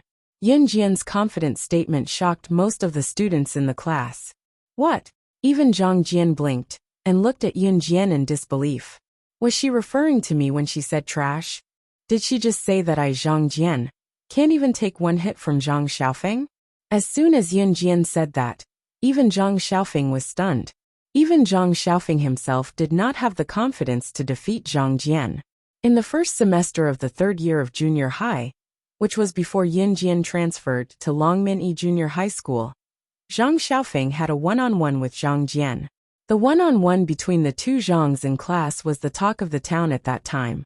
Zhang Xiaofeng was actually not the weakest in class, but when it came to one-on-one with Zhang Xiaofeng, it could be said that Zhang Jian beat him up so badly that he could not see clearly. It was from that day onwards that Zhang Jian was recognized as the strongest in class. On the other hand, Zhang Xiaofeng was looked down upon and mocked for quite some time. Therefore, when Yun Jian said that Zhang Jian could not even take one hit from Zhang Xiaofeng, not only the students in class, but Zhang Jian himself, even Zhang Xiaofeng and Chen Xinyi were shocked. Zhang Jian could not even take one hit from Zhang Xiaofeng? What kind of joke was that?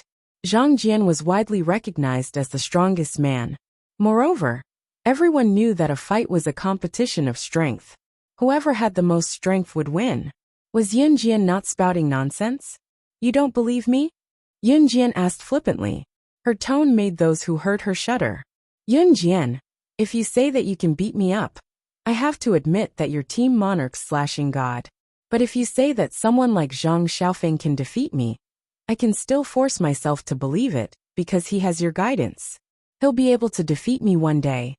But you said that I can't even take one hit from Zhang Xiaofeng? What a joke. If I'm really defeated by Zhang Xiaofeng in one hit, I might as well acknowledge Zhang Xiaofeng as my master. Zhang Jian said defiantly. His tone was filled with disbelief towards Zhang Xiaofeng. In fact, Zhang Jian had defeated Zhang Xiaofeng with brute force back then. It was indeed a breeze. Therefore, he would rather die than admit that he could not defeat Zhang Xiaofeng. Unless he really couldn't take a single blow from Zhang Xiaofeng. Are you serious? Yin Jian asked with a raised brow. Yin Jian's sudden question stunned Zhang Jian for 2 seconds. Then, to show off his manliness, he said firmly, "Of course I'm serious. If I can't even take one hit from Zhang Xiaofeng, I'll beg him to be my master." Then it's decided. Yin Jian narrowed her eyes slightly. She reached out and rubbed the surface of her desk with her fingertips. Then, she tapped the surface of the desk with the pad of her finger. The first self-study period is over. See you at the mountain behind the school. As Yin Jian said that, she raised her hand and placed her elbow on the desk. Her hand formed a fist and supported her chin as she closed her eyes. Wah. Well, what? Some of the students in the class were confused and were stunned. Was this a challenge? Master, Zhang Xiaofeng called out softly. At the same time, he clenched his fist. Yin Jian, you want Zhang Xiaofeng and I to fight again? Zhang Jian pointed at himself, and then at Zhang Xiaofeng. He looked at Yin Jian and asked, "You don't dare to fight?" Yin Jian said with her eyes closed.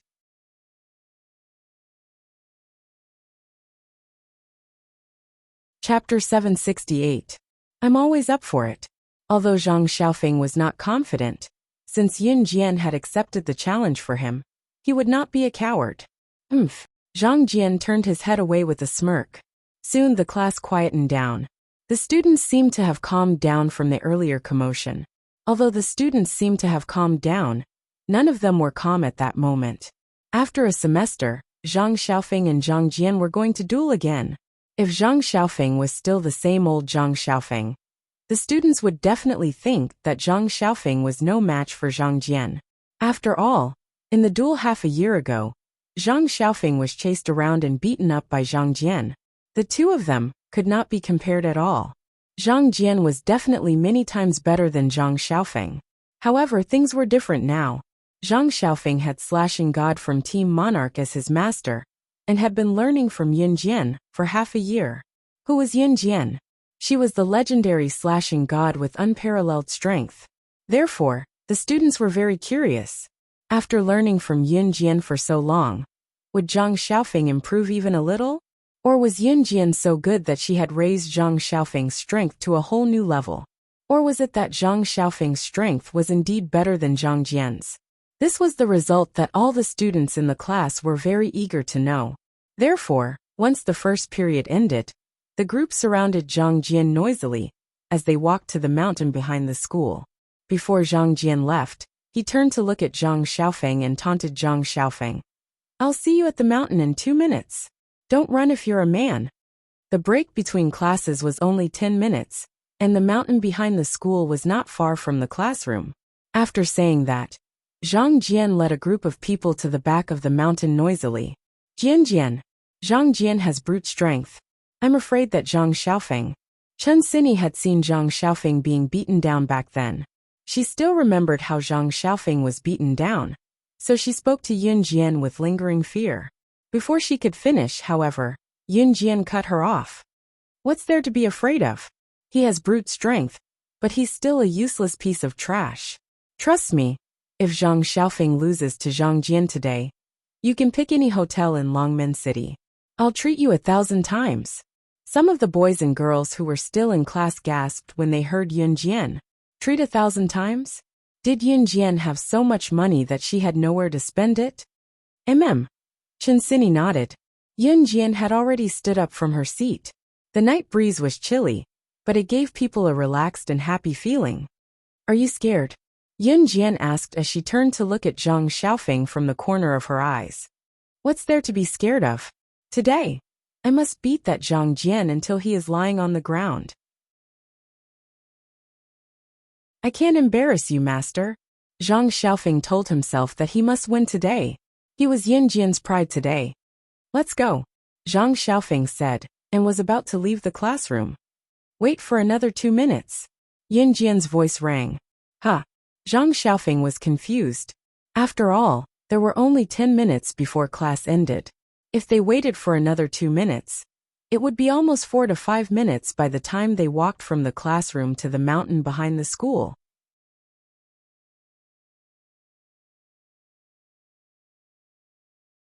Chapter 769.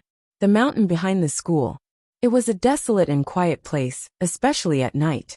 It was especially quiet in a place like the back of the mountain where there were no night lights. The night breeze was chilly, and coupled with the eerie atmosphere at night, it was rather scary. Fortunately, there was a factory next to the back of the mountain. Therefore, other than the moonlight, the factory outside the fence was still lit. Because of this, he was able to reverse the strange atmosphere in this place. It was already 4 to 5 minutes past the end of class. Zhang Jian and his friends who had been waiting there for a long time were starting to get impatient. After all, the end of class was only 10 minutes, and it would take 4 minutes to walk from the classroom to the back of the mountain, and then back to the classroom. Time was running out, but Zhang Xiaofeng and Yun Jian were still nowhere to be seen. Zhang Jian, do you think Zhang Xiaofeng is so scared that he doesn't dare to come? Amidst the silence, one of Zhang Jian's best friends spoke up. No way. That Zhang Xiaofeng is such a coward? He's the disciple of Slashing God. Why is he so cowardly?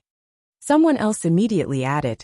Class is starting soon, and we've been waiting here for 2 minutes. Damn it, are they trying to leave us hanging here? Everyone was talking. Just as Zhang Jian was getting impatient and frustrated, someone among the students who were watching the show suddenly shouted, Hey, look, they're here. Looking over, they saw Yun Jian, Zhang Xiaofeng, and Chen Xinyi walking over. Yun Jian walked at the front. Her lazy gait made her look like she was taking a stroll. The students who stood there and felt the northwest wind for a while could not help but grit their teeth. However, since they knew that Yun Jian was Team Monarch's Slashing God, no one dared to criticize Yun Jian. You're here? Let's begin. Zhang Jian said as he took off his jacket, revealing his muscular arms. There's no hurry, Yun Jian said calmly. As soon as Yun Jian finished speaking, she turned her head to look at Zhang Xiaofeng. Under everyone's gaze, she said, Remember the techniques I usually teach you. You have to be fast and win in one move. End the battle quickly. The technique that he usually taught Zhang Xiaofeng? What kind of technique was that? Everyone present couldn't wrap their heads around it. And Zhang Xiaofeng nodded heavily. He already understood what Yun Jian meant. Yun Jian wanted him to fight with Zhang Jian today. Her intention was obvious.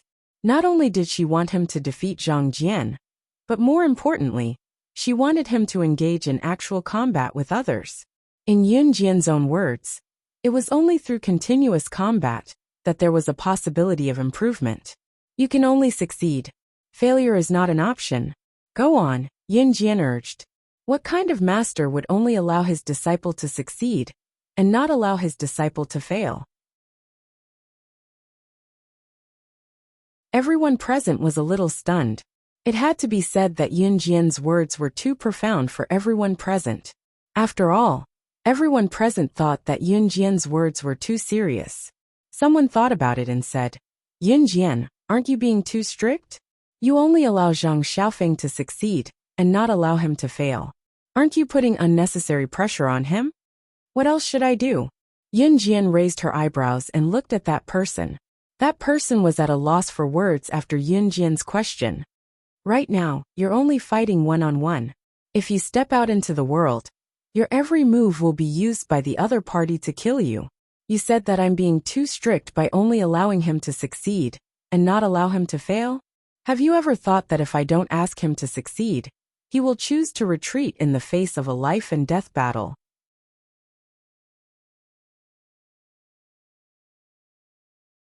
Chapter 770. Yun Jian spoke word by word.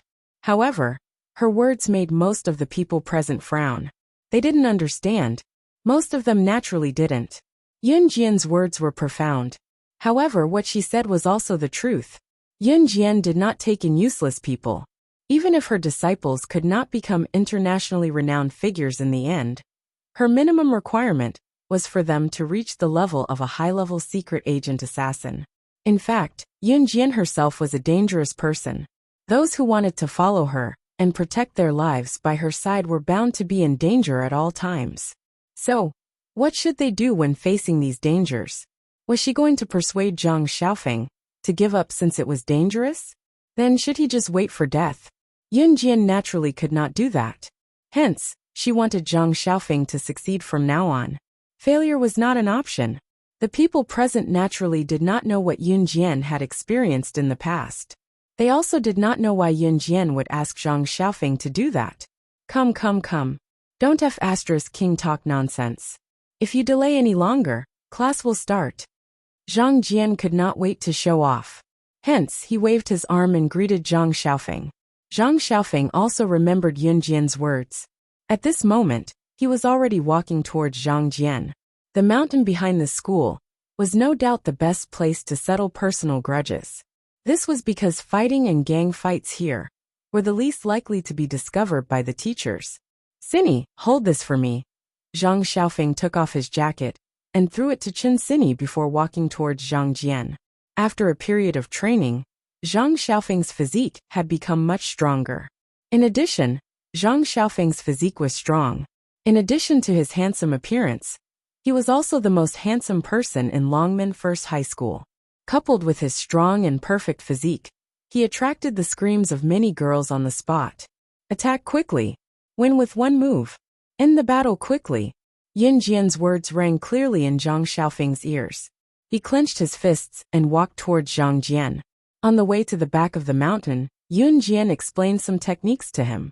For example, when facing a fat guy like Zhang Jian, he couldn't just use brute force. Against Zhang Jian, Yun Jian wanted him to win in speed. Fast, accurate, and ruthless. These were the moves that Yun Jian usually used. Recalling Yun Jian's usual moves, Zhang Xiaofeng walked towards Zhang Jian. On the other hand, Zhang Jian was getting impatient. Take this. Zhang Xiaofeng rushed forward, wanting to hug Zhang Xiaofeng and perform a simple shoulder flip. Zhang Jian planned to use his brute force to carry Zhang Xiaofeng's thin and weak body on his back and throw him to the ground. Just as Zhang Jian was about to approach Zhang Xiaofeng suddenly moved. In the next second, he recalled the moves that Yun Jian usually taught him. He gently moved to the side and dodged Zhang Jian's approach. Zhang Jian was stunned. This kid dodged? Bang! While Zhang Jian was in a daze, he suddenly felt a powerful force coming towards him. In the next second, Zhang Jian's body flew out in an instant. He flew out in an arc and landed on the lawn a few meters away. Zhang Xiaofeng took advantage of Zhang Jian's stunned state and punched Zhang Jian's abdomen. After Yun Jian's training, Zhang Xiaofeng's wrist strength was now very strong. Therefore, Zhang Xiaofeng's attack sent Zhang Jian flying. Shock. Everyone was shocked. It was just as Yun Jian said. Zhang Jian couldn't even withstand one move from Zhang Xiaofeng. Everyone present couldn't help but feel shocked.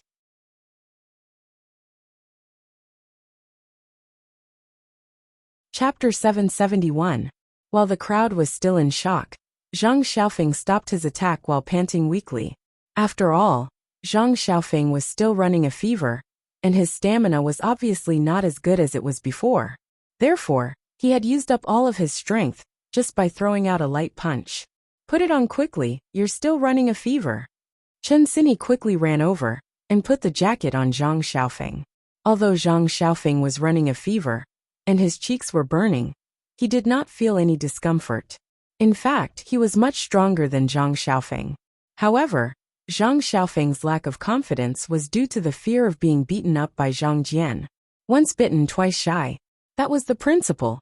Zhang Xiaofeng also knew that from today onwards, the voices that said that he was weaker than Zhang Jian would disappear. Other than Yun Jian, he was the role model for the students of Longmen First High School. Once he thought of that, Zhang Xiaofeng's exhausted body regained its strength in an instant. Compared to Zhang Xiaofeng, who won with his own strength, the crowd admired Yun Jian the most. Oh my god! What a shocking turn of events. Zhang Xiaofeng has always been weaker than Zhang Jian. He was even beaten up by Zhang Jian last semester. How long has it been? Just like what Yun Jian said, Zhang Jian couldn't even last one hit from Zhang Xiaofeng. Looks like this Yun Jian is really a god. Team Monarch's slashing god is really extraordinary. A few classmates could not help but boast. What? Team Monarch's slashing god? Which one is it? There were also students from other classes who came to watch the show. Look, that's the girl, she's Team Monarchs/God. Haha, you didn't expect that, right? She's our classmate. Voices like these rose and fell one after another. Everyone present stared at the scene with their eyes wide open. Zhang Xiaofeng put on his coat and walked up to Yun Jian. He smiled and said to Yun Jian, "Master, I won." Just as he finished the last word, Zhang Xiaofeng sneezed. Zhang Xiaofeng had a fever and a cold. His body was already weak, but he stubbornly accepted Zhang Jian's challenge. Very good. Yun Jian also gave the highest praise. Then she smiled slightly and finally turned around. It's time for class. Let's go, Yun Jian said. Indeed, it was almost time for class. Just now, Zhang Xiaofeng and Zhang Jian's exchange of moves, including the exchange of words, took a total of 2 to 3 minutes. Wait, Zhang Jian's stubborn voice came from behind. The students who had been talking stopped talking when they heard Zhang Jian shout. Could it be that Zhang Jian was not convinced? Did he want to do it again with Zhang Xiaofeng? However, they saw Zhang Jian walking towards Zhang Xiaofeng. Zhang Jian's fat body trembled, and he ran very quickly. What are you trying to do? Zhang Xiaofeng's forehead was burning, but he still stared at Zhang Jian cautiously. Please take me in as your disciple. Zhang Jian looked at Zhang Xiaofeng and said sincerely. Everyone present was shocked. Zhang Jian was really begging Zhang Xiaofeng to take him in as his disciple? Although Zhang Jian did say that if he lost, he would beg Zhang Xiaofeng to take him in as his disciple. However, no one present took it seriously. Zhang Xiaofeng was obviously shocked as well, but he reacted quickly.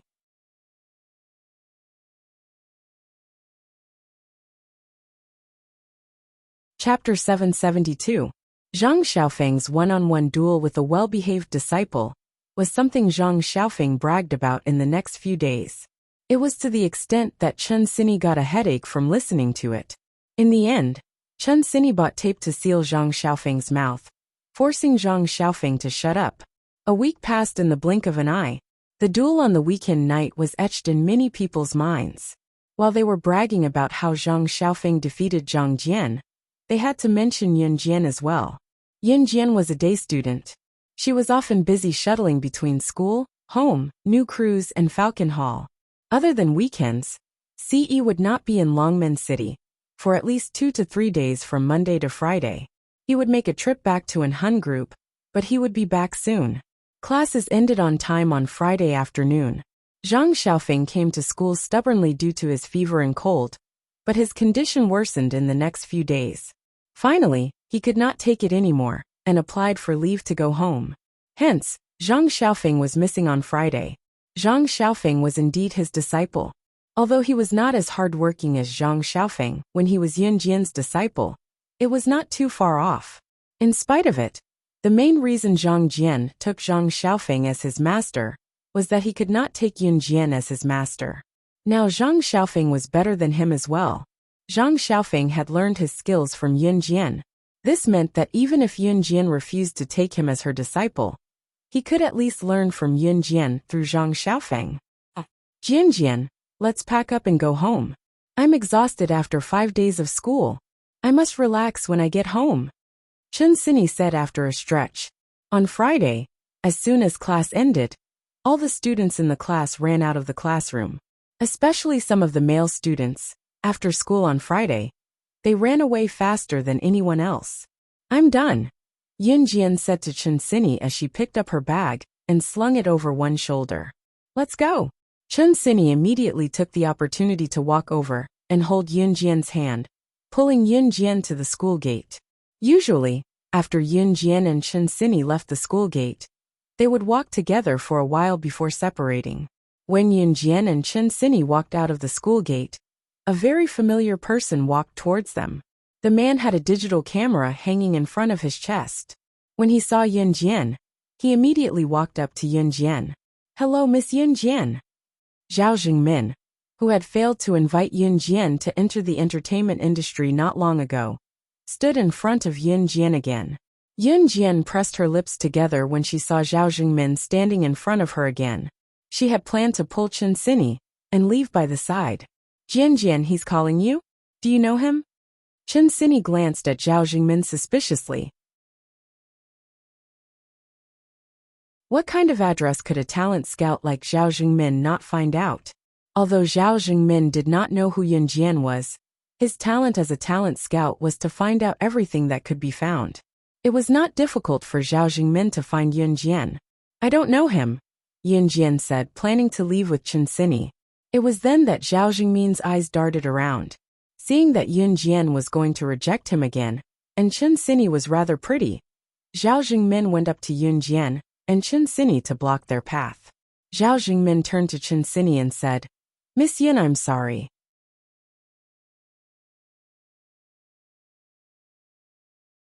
Chapter 773. Although Chen Sini was not as pretty as Yun Jian, Chen Sini's beauty was still outstanding among girls. Especially in this society, it was rare to find a girl as fresh and sweet as Chen Sini. Therefore, since Yun Jian refused to join, Zhao Jingmin immediately turned his attention to Chen Sini. Chen Sini was stunned by Zhao Jingmin's invitation for a few seconds. She couldn't react in time. Whether it was in 1999 or now, talent scouts were rare existences. What's more, the talent scouts were only interested in those with good looks. Chen Sini was obviously stunned when Zhao Jingmin, who claimed to be a talent scout, suddenly took notice of her, but she quickly reacted. Are you really that kind of talent scout? The kind that can act and become a star? Chen Sini was very interested but asked weakly. Obviously, Chen Sini and Yun Jian's reactions were different. Yun Jian had never been interested in this path, and Chen Sini was just an ordinary female junior high school student. She also had the yearning of a girl. Therefore, when Chen Sini heard that Zhao Jingmin was a talent scout, Chen Sini's eyes immediately changed into yearning and excitement. Yun Jian naturally saw Chen Sini's reaction. Yun Jian herself would not join Zhao Jingmin's company, but it didn't mean that she wouldn't let Chen Sini join. Moreover, if Chen Sini was willing or liked this path, Yun Jian would strongly support her. Zhao Jingmin clearly captured Chen Sini's expression. He knew that Chen Sini must be very interested in what he said. Therefore, Zhao Jingmin began to promote to Chen Sini. Yes, if you join our company specializes in training models. But if you're willing, you can also participate in movies and TV series, and intern in our company for a few years. You can even debut, Zhao Jingmin explained in professional terms. Chen Sini's interest was piqued after listening to Zhao Jingmin's explanation. Wow, great. There's actually a talent scout looking for me. I want to go. Xiao Jian, I'm so happy. Chen Sini pulled Yun Jian's hand and jumped up and down happily. This is my name card. You can come to our company for an audition this Saturday night. I'll arrange an audition for you then. There's a role that suits you very well. Let me think. The title of the movie will be Pure Schoolgirl, Zhao Jingmin said to Chen Sini with a smile. Yun Jian frowned when she heard the title. Okay. Chen Sini clutched the name card and nodded at Zhao Jingmin. Then let's meet here tomorrow night at 5 o'clock? I'll drive you to our company then, Zhao Jingmin said, and then he joked, we have a one-stop service. What better service could there be in this world? Chen Sini's head bobbed up and down. It was only after exchanging contact information with Zhao Jingmin that Chen Sini pulled Yun Jian and left the school gate excitedly. Jian, that's great. Haha. I might become a superstar in the future. Chen Sini clasped her hands together with a look of yearning. Yun Jian nodded, but she felt that something was off about Zhao Jingmin just now. It was just that Yun Jian did not have the ability to predict the future. So Yun Jian could only put the matter aside for now.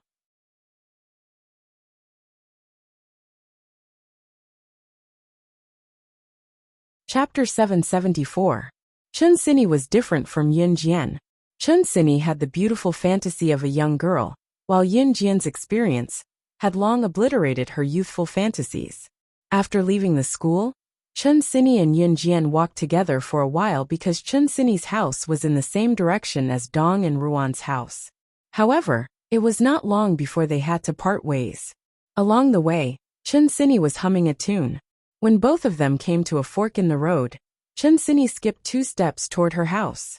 Then, Chun Sini suddenly thought of something and turned to look at Yun Jian, crossing her arms behind her back.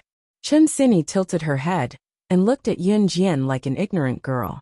Xiao Jian, are you free tomorrow night? If you're free, come with me. Ha.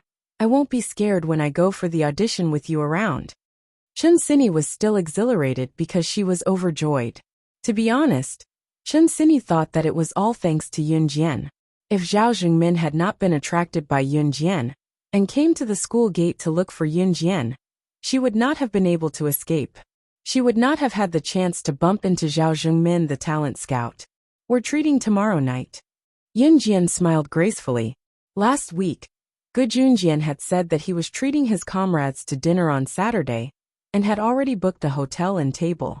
Yun Jian would not be absent, of course, and Gu Junjian would be her stepfather soon.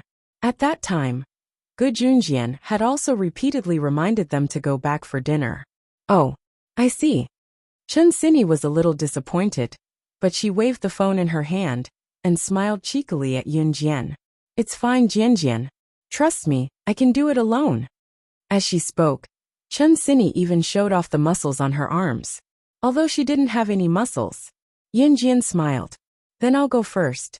Let's call each other tonight, Chun Sini said and waved at Yun Jian. At the same time, she patted her trouser pocket. The phone was hidden in this pocket. Chun Sini and Zhang Xiaofeng came from the wealthiest families in Longmen City, so it was not surprising that they carried mobile phones with them. When Chun Sini knew that Yun Jian had a mobile phone, she asked Yun Jian for her phone number. Chun Sini often contacted Yun Jian by phone. Okay. Yun Jian nodded. Yun Jian had just returned home when she saw Lan Su and Adam, who had come back on time, walking in through the door. Where's my mother? Yun Jian asked out of habit. Auntie went to the market to buy groceries. Lan Su came back slowly with Adam in her arms. She was still thinking about the way Emo-san had told her to serve people these few days. CE had brought Emo-san back to an Hun group. Emo-san was worried about Lan Su helping Adam walk, so he picked a time for Lan Su to practice helping Adam. Lan Su was frightened by Emo-san's stern demeanor. Of course, everyone knew that Emo-san did it for Adam's sake. Yun Jian nodded and went into the house, putting her bag down. She did not do the homework assigned by school as usual. Homework did not exist to her, because she was good in her studies. Even if she did not do it, the teachers would turn a blind eye. Qin Yiru was still not back by 5:30 p.m.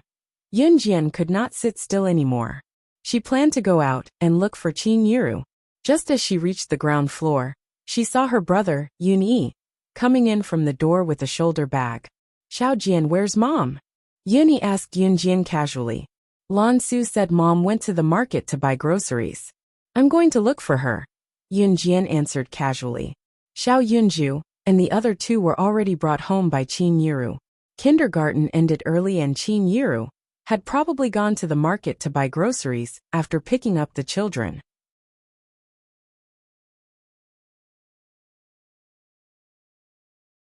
Chapter 775. Every Friday at this time, Qin Yiru would go to the market to buy groceries. It was because her son and daughter were on holiday on Fridays, and Xiao Yunju and the other two were there as well. Gu Junjian would come back every Friday as well. So Qin Yiru would make a trip to the market every Friday afternoon after picking up Xiao Yunju and the other two children. When Yuni came back from DE Senior High School, the place she would pass by every week was the market that Qin Yiru often went to. Yuni had bought a bicycle not too long ago, and Yuni would definitely pass by the market on her way home from school, because it was the shortest route. Therefore, Yuni would often pass by there on her bicycle. There were many markets in Longmen City, and the market that Qin Yiru went to must be the one that Yuni passed by. The market here had everything she needed. More importantly, Qin Yiru did not have to spend at least a dozen minutes to go to other markets that were further away to buy groceries.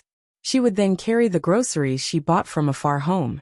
Therefore, Yuni would bike to the market every Friday after school to help Qin Yiru carry the groceries she bought. Yuni was surprised that he did not see anyone at the market today, so he hurried home to check, thinking that Qin Yiru had already arrived home. Mom's not at the market? Hearing that Yunyi had just returned from the market, but did not see Qin Yiru, Yunjian's brows knitted tightly together. Yunyi's expression darkened as well. I'll go ask Lan Su. Yunjian turned and went upstairs. The villa was huge, and there were many rooms on the second floor. Adam, Mo-san, and Lan Su each had a room of their own. Lan Su was originally staying in the suite that Yunjian had arranged for her. However, after Adam got injured, she felt that she owed him, so she moved from the suite to take care of him. And right now, Lan Su was definitely in Adam's room.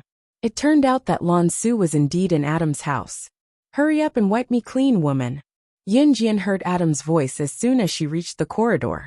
Standing in the corridor on the second floor, the lights in Adam's room were still shining brightly. Hearing the voice before seeing the person, Yunjian didn't have the mind to think too much. In the next second, she flashed to the door of Adam's house.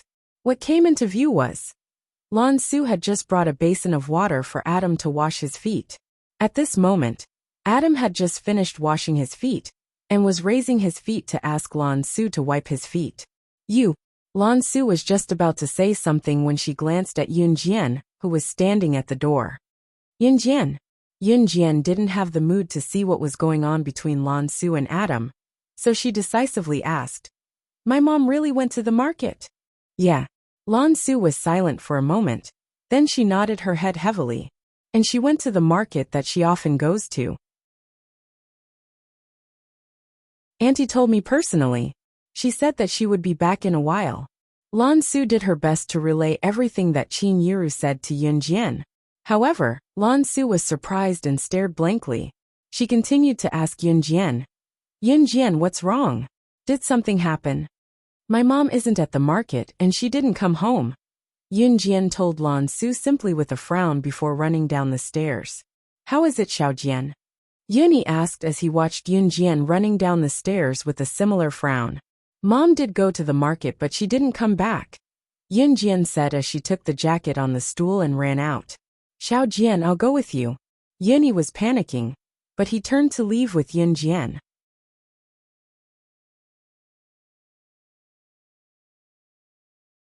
Chapter 776. There was a landline at Dong Ruan's house, and Yunjian happened to have a mobile phone, so she had Yunyi stay at home. What if Qin Yiru was not missing and had come back after going out for a while? If that was the case, Yunjian would not have to look for her outside with a call. Without waiting for Yunyi's reply, Yunjian headed out. Yunyi ran to Adam's room on the second floor. Adam was currently stretching his leg out for Lan Su to wipe it clean with a dry towel. Lan Su was reluctant at first, but Lan Su still helped Adam wipe it off in the end. Lan Su thought that Adam's injury was all because of her, so she would accept it even if Adam ordered her around like a maid. Just as she was done wiping Adam's leg, and felt the atmosphere was a little awkward, Yunyi ran to the door. Lan Su and Adam were stunned again. Is Auntie back? Lan Su thought of it quickly and asked. However, just as Lan Su asked, Yunyi shook her head. My mom isn't back. If she's back, please give Xiaojian a call. I'll go out and look for her, Yunyi said and dashed downstairs. If something had really happened to Qin Yiru, Yunyi could not possibly stay at home like nothing had happened. No matter how poor their family was back then, Yunyi thought that as long as he lived with his mother and younger sister, there was nothing they could not overcome. No matter how hard or tiring it was, no matter how poor their family was, as long as everyone was alive and healthy, there was nothing more blissful than this. Therefore, when Yunyi found out that Qin Yiru had indeed gone to the market, and that she could not find her after searching around, she panicked. Even if Yunyi was searching aimlessly outside, it was impossible for her to stay at home and wait for news. She could not sit still. Yunjian sent a message to Falcon Hall's Duan Lei the moment she stepped out of the house. Su Zetian was on sick leave because of his serious injuries. Now he was cooped up at home every day. Under the care of his wife, he was living a good life. Everything in Falcon Hall was temporarily left to Duan Lei to manage. Therefore, when Yunjian sent a message to Duan Lei immediately dispatched all members of Falcon Hall to search the streets and alleys of Longmen City. Yun Jian could indeed make use of the Kosha mercenaries' intelligence group's influence to search for someone. But the Kosha mercenaries' intelligence group did not have the ability to find a single person. It was because Qin Yiru was not an international figure. She was just an ordinary woman in Longmen City. It was impossible for the Kosha mercenaries to follow an ordinary person around all the time. After all, there were so many people on Earth. It was impossible to monitor everyone, right? Even though Qin Yiru was Yun Jian's mother, Yun Jian had never sent anyone to follow her. Under such circumstances, it was more practical for Yun Jian to seek Falcon Hall's help. After Yun Jian informed Duan Lei to bring people to look for Qin Yiru, she went to the market where Qin Yiru often went to buy groceries. Yun Jian had been to the market with Qin Yiru a few times. Following Qin Yiru, she met some of the stall owners where Qin Yiru often went to buy groceries. These stall owners had good memories, greeting Yun Jian as soon as Yun Jian walked over.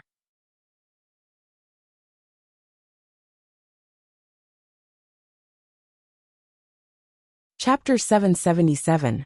It was obvious that Yun Jian had come to the market with Qin Yiru a few times before, so the lady boss already knew Yun Jian. Seeing Yun Jian from afar, the lady boss could not help asking when she saw Yun Jian from afar, since there was no one in front of her stall. "Has my mom been here?" Yun Jian asked with a raised brow. Yun Jian looked calm as if nothing had happened, but the truth was that Yun Jian was already overwhelmed by panic. She did not expect Qin Yiru to go missing when she went out to buy groceries.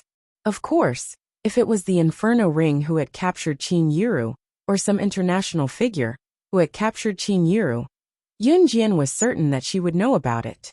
Yun Jian had spies all over the world. Once those people made any noise, she would be able to wipe them out before they could do anything. This proved that Qin Yiru was not captured by the Inferno Ring or anyone who had a grudge against her. Longmen City was neither too big nor too small.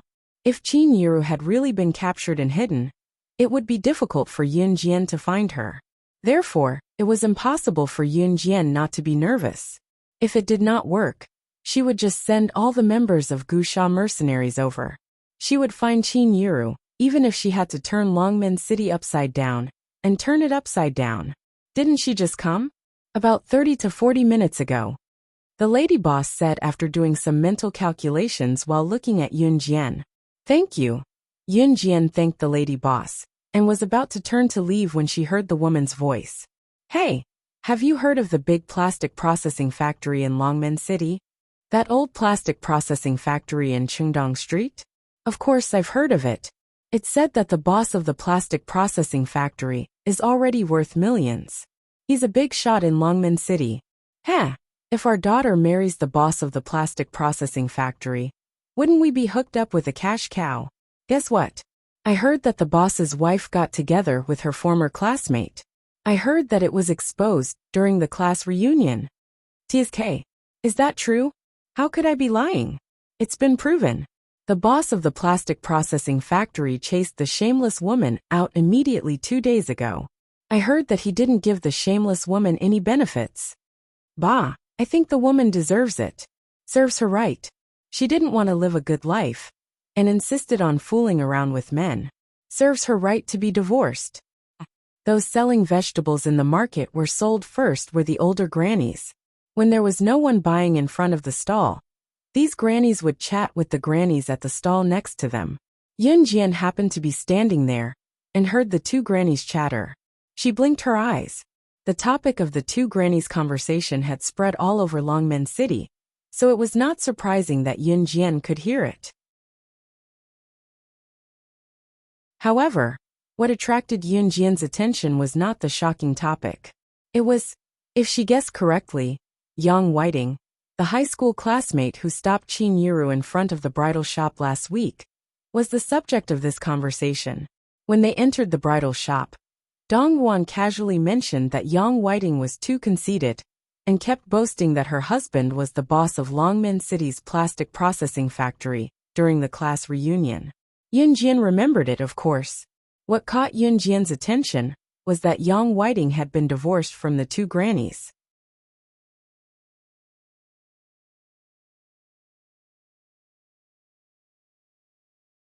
Chapter 778.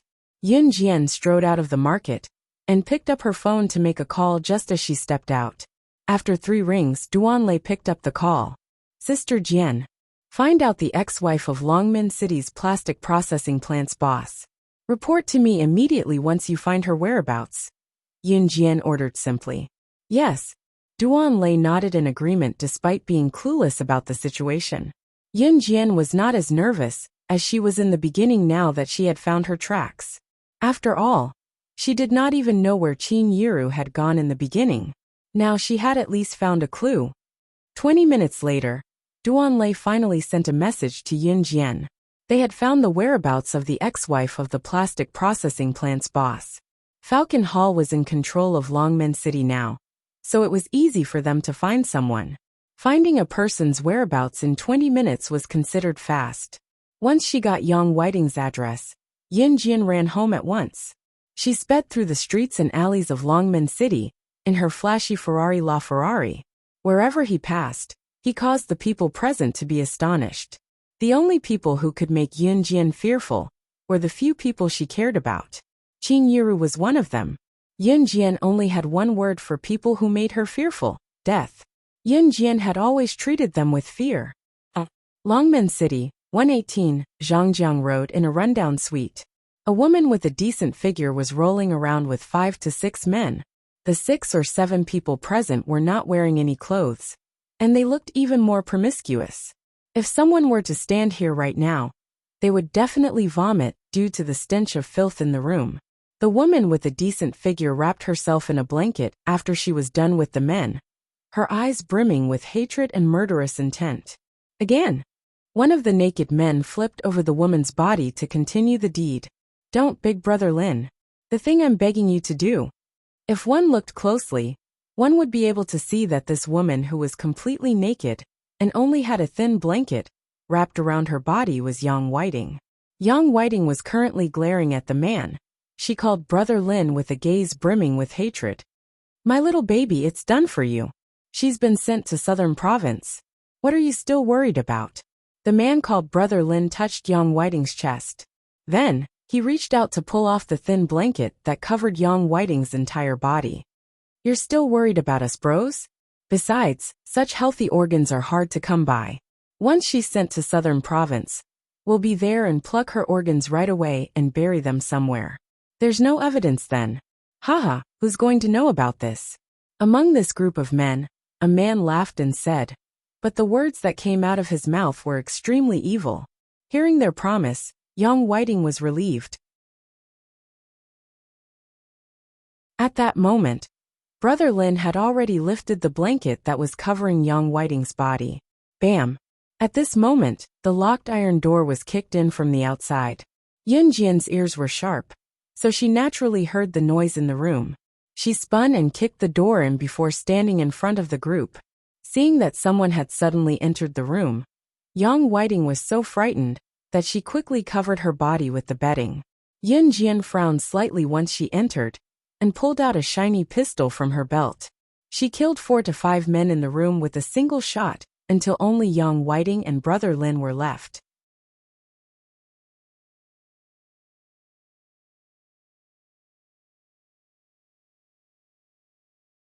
Chapter 779. After Yun Jian entered the room, she killed 4 to 5 men without saying a word. She only left Yang Whiting and Brother Lin alive because she still needed to get information from them about Qin Yiru's whereabouts. She didn't have time to continue arguing with Yang Whiting and Brother Lin. She might as well go all out and kill them. Yun Jian didn't want to walk over and kill them with her butterfly knife, because in this kind of environment, she felt nauseous even if she went near those naked people.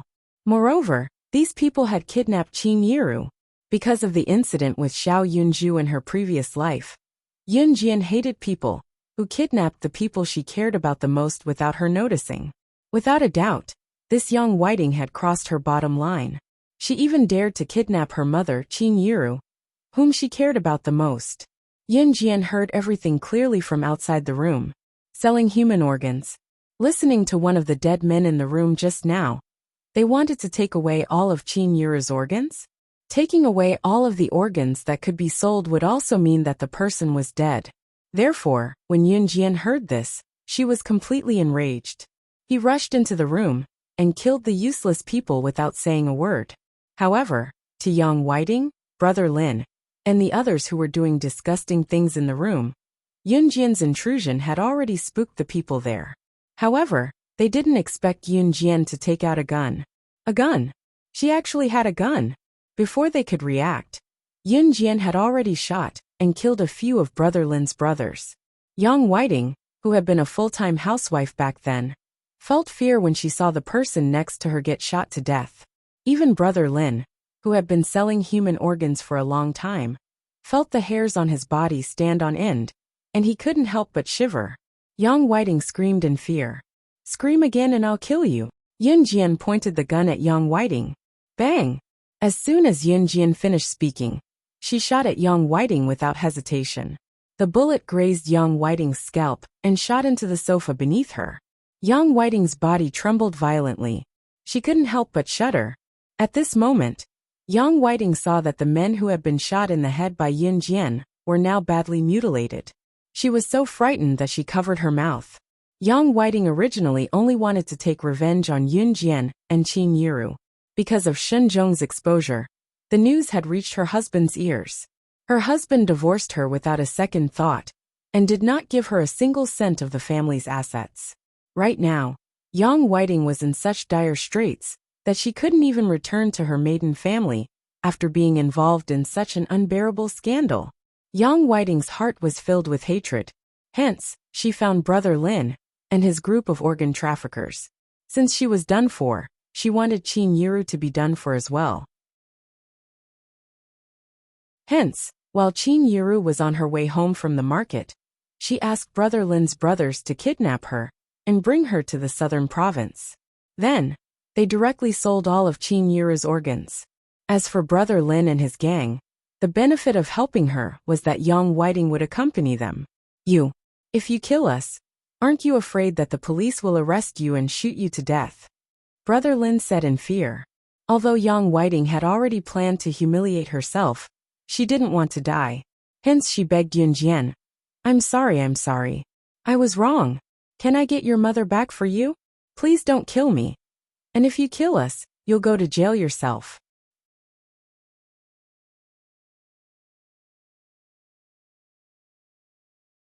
Chapter 780. Tell me where you've taken my mother, or I'll let you die a horrible death. Yunjian fired another shot at the worn sofa under Yang Whiting. She was Falcon Hall's boss. Falcon Hall was the biggest mafia group in Longmen City, and there was news recently that Falcon Hall had taken Ja Province's top mafia group, the Panthers Pack, under their banner. Falcon Hall was now the top mafia group in Ja Province. It was all thanks to the woman named Slaying Luo. Falcon Hall was ranked last among all the mafia groups in Ja Province back then. Since Yunjian was Falcon Hall's boss, what was there that she dared not do? It made sense. Was there anything that Falcon Hall's boss, Slaying Luo, dared not do? You, aren't you the director of New Cruise? You're Falcon Hall's boss? How is this possible? This is impossible. No. Yang Whiting was completely stunned. Her whole body was trembling. The identity of New Cruise's director alone was enough to give Yang Whiting a heart attack. If she were New Cruise's director, Yang Whiting would not be so terrified. The problem was that Yunjian was not only New Cruise's director, she was also the mafia boss of Longmen City. She was the boss of all the mafia groups in Longmen City and Ja Province. It could be said that Falcon Hall's boss was God in Ja Province. Yunjian was New Cruise's director, and the mafia boss of Ja Province's top mafia group. Double identities. How is this possible? How could a young girl like her lead Falcon Hall to become Ja Province's top mafia group while founding New Cruise? I'll give you one last chance. Where's my mother? Yunjian raised her voice. Both Yang Whiting and Brother Lin shuddered when she raised her voice. Yang Whiting was on the verge of tears. She shuddered, but she was filled with regret. How did she get involved with such a terrifying devil? Just as Yang Whiting was about to speak, the sound of a knife piercing into flesh spread throughout the room. Yang Whiting turned her head to look at Brother Lin in shock. Then, She lowered her head to look at the knife that had pierced her heart. You. Young Whiting held her last breath and shouted this word. Before she could finish her sentence, Young Whiting's eyes rolled back and she fell to the ground. Blood covered Young Whiting's entire body, and Young Whiting's naked body, that was covered by the bedding, was also exposed.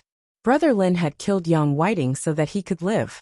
So when Young Whiting was about to tell him the address, Brother Lin picked up the watermelon knife on the table and stabbed it into Young Whiting's heart. I can still make it if I bring you there, but you have to promise not to kill me. Brother Lin's weak voice rang out. Yin Jian smiled and raised her eyebrows. She did not react to Young Whiting's words at all. Sure. I won't kill you unless the sun rises from the west. After a while, Brother Lin put on his clothes.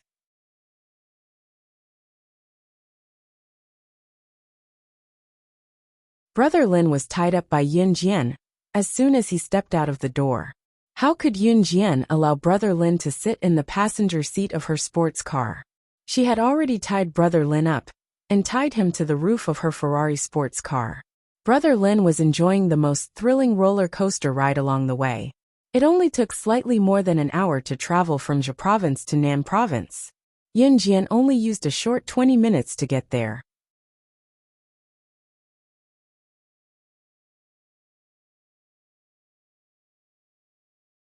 Chapter 781. Yin Jian sped all the way to the highway. She sped so fast that even the cars driving on the highway were startled.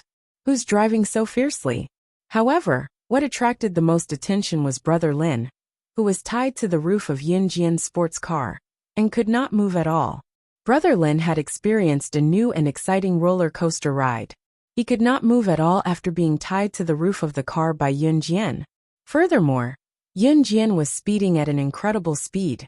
It would take more than an hour to travel from Zhe province to Nan province. However, Yin Jian had reduced the speed to 20 minutes, which was 3 times shorter. Reality proved how difficult it was for Brother Lin, who was sitting on the roof of the car. Nan province, the place closest to the border of Zhe province. It was the most deserted part of a street called Shibu Street. Right in front of it was a huge signboard with the words Run He Clinic hanging on it. One could tell that it was a private clinic at a glance. Moreover, it was located in the most deserted corner of Shibu Street. There were very few people around, and no one came here to seek treatment. At that moment, a large black van slowly drove into the place. The people present did not pay much attention to it. Although cars were rare in 1999, it was not strange for a car to drive into a clinic to save a life. The large black van had just driven into the place. When it arrived in front of Renhe Clinic, the van slowly came to a stop. When it arrived at the entrance of Renhe Clinic, it was already a deserted and uninhabited alley. In this place, no one could hear you even if you screamed yourself hoarse. At this moment, the van's side door was pulled open with a swoosh. Hurry up and get it out. Hurry up and get in. A man wearing a black mask jumped out of the van. He was urging the few thugs in the van. As soon as the man in the black mask spoke, he turned around and shouted into Renhe Clinic. Come out and help. There's a patient here. Come out and help. There's a patient here was just a code. Immediately, a few people dressed as doctors ran out of Renhe Clinic. On the surface, Renhe Clinic was a clinic, but in fact it was secretly involved in the business of selling human organs. The people in this line of work referred to those who were abducted as goods. As long as there were goods who were abducted, they would be taken to the Renhe Clinic to be dissected for their organs. Therefore, when the man in the black mask said the code, it meant that the goods had arrived, and it was time to start working. After the masked man got out of the car, a few people rushed out of the clinic. Just as the group of people were about to move the unconscious Qin Yiru out of the car, a voice suddenly sounded. A fiery red sports car zoomed in from outside the alley. This is. Just as the people present reacted, they saw that the fiery red Ferrari sports car had already rushed towards them. Bang! Bang! Bang! A series of sounds rang out. The fiery red Ferrari rushed over and immediately drifted with lightning speed. Yin Jian drove the Ferrari sports car at a crazy speed. Then, she turned the steering wheel and the Ferrari directly crashed into the group of men who were standing beside the black van, led by the man in the black mask. 5 to 6 people present were suddenly sent flying by Yun Jian's crash. What's going on? The people who had yet to pull Qin Yuru out of the van saw this, and ran out of the car one after another. As soon as they got out of the car, they saw that the Ferrari sports car had smashed into a bloody mess. The few people led by the man in the black mask had already lost their breath. And these people saw that not far away, there was a 16-year-old girl standing on the roof of the fiery red Ferrari sports car. Yun Jian was standing on the roof of the car without them noticing.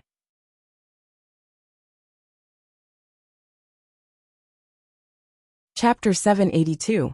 As soon as Yun Jian appeared, she drove her Ferrari and rammed into the 5 or 6 people who were standing on the flat ground, sending them flying. Among the 5 or 6 people who were sent flying, 3 of them, including the man wearing a black mask, died on the spot.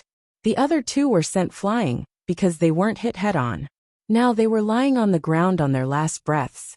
The lucky ones were the people who hadn't gotten out of the van just now. At this moment, these people heard the commotion and ran out of the van. However, they were shocked by the terrifying scene in front of them. Where did this little girl come from? She actually drove her car and killed their people on the spot. Faced with such a situation, these people didn't have time to look at Yun Jian, who was still standing on the roof of the van. One of them rushed into the Runha clinic and shouted loudly, "Brother Peng! Brother Peng! Something happened! There's a little girl who's causing trouble here." This group of people were all people who had done heinous things. To them, there was nothing to be afraid of after doing so many bad things. Most of these people were death row criminals who had done things that were bound to be killed. They just took advantage of the opportunity to escape before they were caught. For example, they had killed people, smuggled drugs, and so on. If they were caught, they would definitely be sentenced to death. Therefore, this group of people organized themselves into a gang that specialized in abducting or directly abducting living people from other provinces to dissect them and sell their organs for money. It could be said that they were wanted criminals. Dead people were often seen. Therefore, as long as they weren't the ones who died, even if they saw Yun Jian kill their own people on the spot, they didn't have the slightest bit of sympathy. Seeing this group of people shouting in the direction of the Runha clinic, Yun Jian knew that this group of people didn't listen to her at all. She smiled coldly. In the next second, she lifted her legs slightly, leaned forward, and jumped from the roof of the Ferrari to the flat ground. At this moment, another group of people ran out of the Runha clinic. Other than the first group of people who ran out of the Runha clinic and were sent flying by Yun Jian's car, this group of people who ran out was led by a man with a rough appearance and a tall and burly body. His upper arms and abdominal muscles were almost as thick as a normal person's thigh. Ordinary people would tremble in fear just by looking at such an appearance. This rough-looking man was the Brother Peng that the man had mentioned earlier. Brother Peng ran out of Runha clinic with a group of people in white coats, but he happened to see this scene. With a light leap, she hopped down from the top of the Ferrari sports car. Then Yun Jian did a side flip. Her figure was like a ghost. With a slight turn of her body, several sharp blades appeared in her hand. With a flick of her hand, the blades shot towards the fatal spots of the people who had just alighted from the black van like a rocket. Chi! Chi! Chi! Before the thugs who had called Brother Peng out could escape, Yun Jian's flying daggers had already pierced their vital points. Their eyes widened as they stared at the girl in front of them, who was like the Grim Reaper.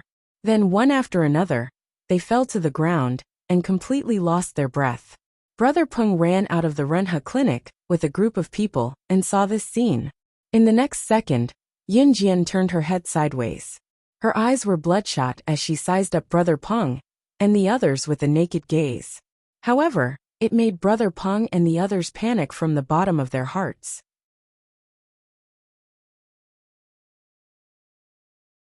Chapter 783.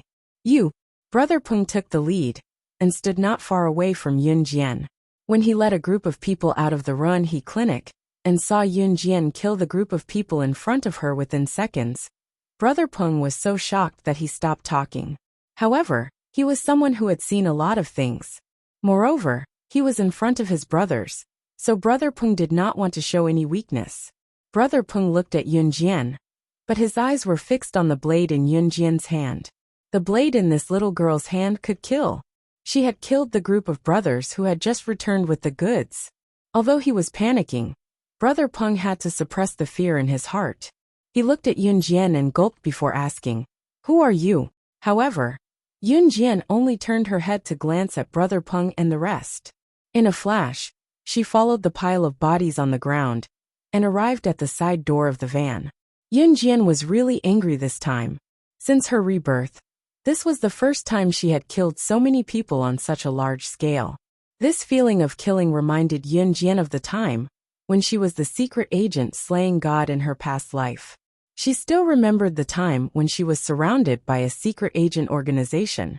Although the secret agent organization was not particularly famous internationally, it was still ranked within the top 20 international secret agent killer organizations. Such an organization might not be much, but all the secret agents in the organization had surrounded her and killed her alone. Hundreds of secret agents had killed her alone. There were even dozens of high-level secret agents. In such a situation where death was certain, Yun Jian killed everyone in the end and annihilated the secret agent organization on her own. She survived covered in blood. That time, it could be considered a true massacre. Perhaps it paled in comparison to what she was doing now. However, the difference was that in her past life, she was only doing it to survive. Now, she was doing it for her family. At the same time, Yun Jian had to let everyone know that anyone who dared to harm her family would be killed without mercy. Following the pile of corpses on the ground, Yun Jian slowly made her way to the side door of the black van. Lifting her head slightly, she caught sight of Qin Yiru, who was tied up with hemp ropes and had black tape over her mouth. However, Qin Yiru was unconscious at the moment. She had no idea how bloody the scene was because of her. Because of her, Yun Jian had killed many people who were involved in this incident. In fact, he deserved to be punished. The truth was, if Yun Jian had not found this place, or if she had been an hour or two later, Qin Yiru's organs would have been crudely dug out by these crazy people. There were many rich people in the world, and the one thing they did not lack was money. However, what should they do when they were seriously ill and needed organ transplants? Naturally, they had no lack of money. That was why there were countless children who went missing in this world, and people who had their arms and legs broken on the streets.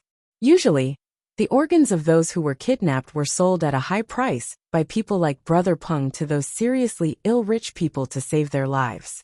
Of course, if they were lucky enough to survive after their organs were taken away, these crazy people would cripple them and put them on the streets to attract the pity of a lot of people.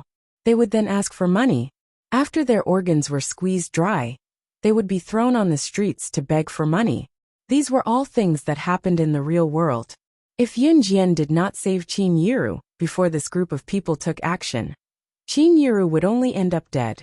This group of people had never thought of letting Qin Yiru go. Therefore, when she fell into Yun Jian's hands, Yun Jian would not let them go.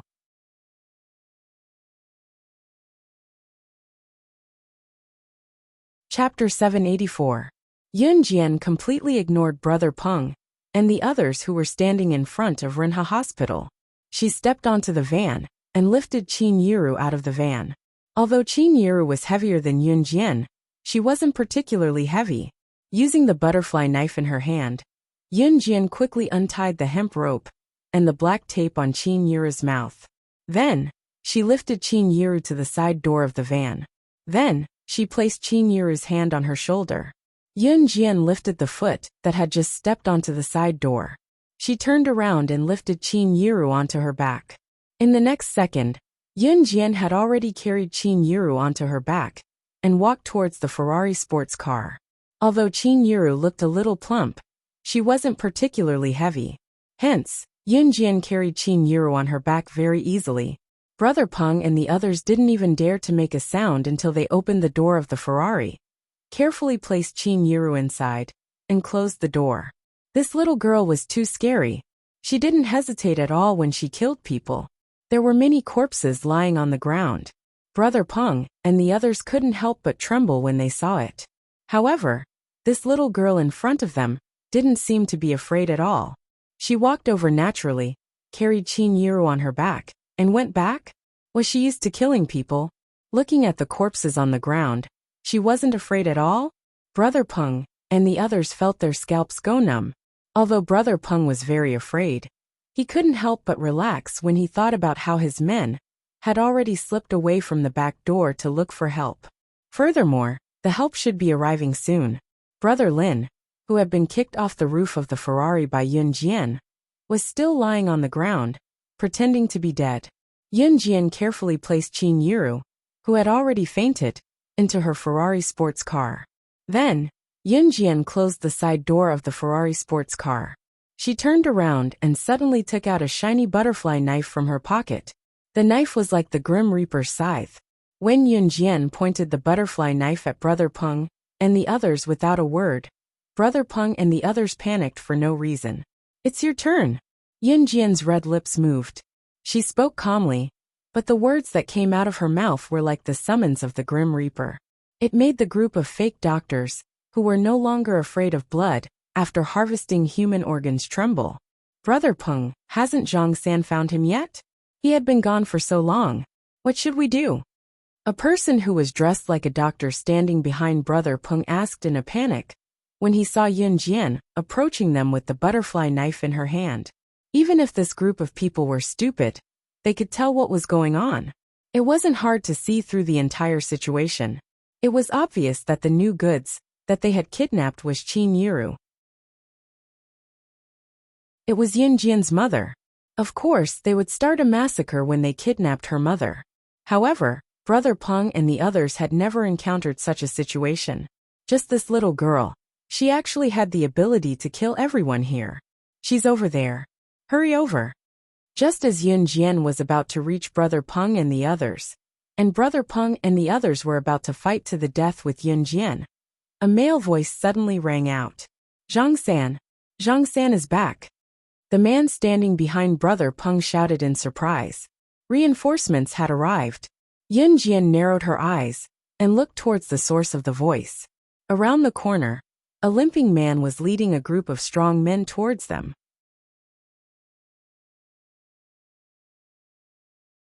Chapter 785. The limping man who led a group of people over was Zhang San, who ran out from the back door to look for help. Behind him was a group of gangsters. This group of people looked ferocious. Among this group of gangsters, the man who led them was blind in one eye. That blind eye looked very different from a normal eye. At this moment, the blind man was leading a group of people towards them. This man was the boss of a gang in the southern province, but not the number one gang in the southern province. Everyone in the underworld called him One-Eyed Wolf, but no one knew his real name. "Boss Wolf, you're here." Brother Peng immediately led a group of people over there. There was a reason why Brother Peng and his gang dared to run amok here. The southern province was called Nan City, and Nan City was one of the largest cities in the southern province. The southern province did not occupy a large area in Country Z. It was much smaller than Ja Province, and Ja Province's economy was developing faster because it was a coastal city. Although Nan City was not as good as Ja Province, it was still impressive. This One-Eyed Wolf was the boss of Nan City. At least until now, no one in Nan City could compete with him. The reason why Brother Peng and his gang dared to openly sell human organs here was because of One-Eyed Wolf's protection. Therefore, Brother Peng and his gang were not afraid when One-Eyed Wolf appeared, even if the sky fell down. "What's going on?" One-Eyed Wolf scanned the scene and saw a large number of corpses on the ground. His eyebrows twitched, and he asked Brother Peng while gritting his teeth. "It's her, she killed our brothers." Brother Peng quickly pointed at Yun Jian. One-Eyed Wolf then turned his gaze to the seemingly harmless Yun Jian in the distance. "Little girl, it's you who dared to run amok in my territory?" One-Eyed Wolf emitted a fierce aura. He looked at Yun Jian with a murderous look in his eyes. "You're so young, yet you dare to run amok in my territory. You killed so many of my brothers. If you can leave here alive today, it'll be my loss." One-Eyed Wolf looked at Yun Jian. Everyone present could feel the murderous look in his eyes. Huh? Yun Jian smirked when she heard what One-Eyed Wolf said. What a coincidence. If any of you can leave here alive today, I'll write my name slaying God in reverse. Yun Jian flicked the butterfly knife gently. She smirked, her sharp eyes like a sword. However, that was not what everyone was concerned about. Instead, what? Slaying God? In this world, other than slaying God, the #1 secret agent on the international secret agent ranking, no one else dared to use slaying God as their code name. This was because slaying God, the #1 on the international secret agent ranking, was a global 3S wanted criminal. She was a terrifying existence with countless lives in her hands. Did this young lady just call him slaying God? What did that mean? To Yun Jian, whenever she revealed her identity as slaying God, it meant that she was already treating these people as dead. For dead people who was dead, because they were about to go to hell. In spite of it, what Yun Jian said was more unbelievable than the sky falling down on them. Slaying God? The #1 agent on the International Secret Service chart. Slaying God? You. Who are you trying to fool? One-Eyed Wolf mumbled to himself. One-Eyed Wolf's words stunned everyone present. Even Brother Peng was stunned.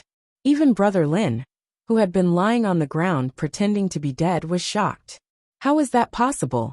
This little girl could not be slaying God. She was the boss of the kosher mercenaries. Hence, the dummies present were relieved. However, just as everyone relaxed, One-Eyed Wolf's expression changed.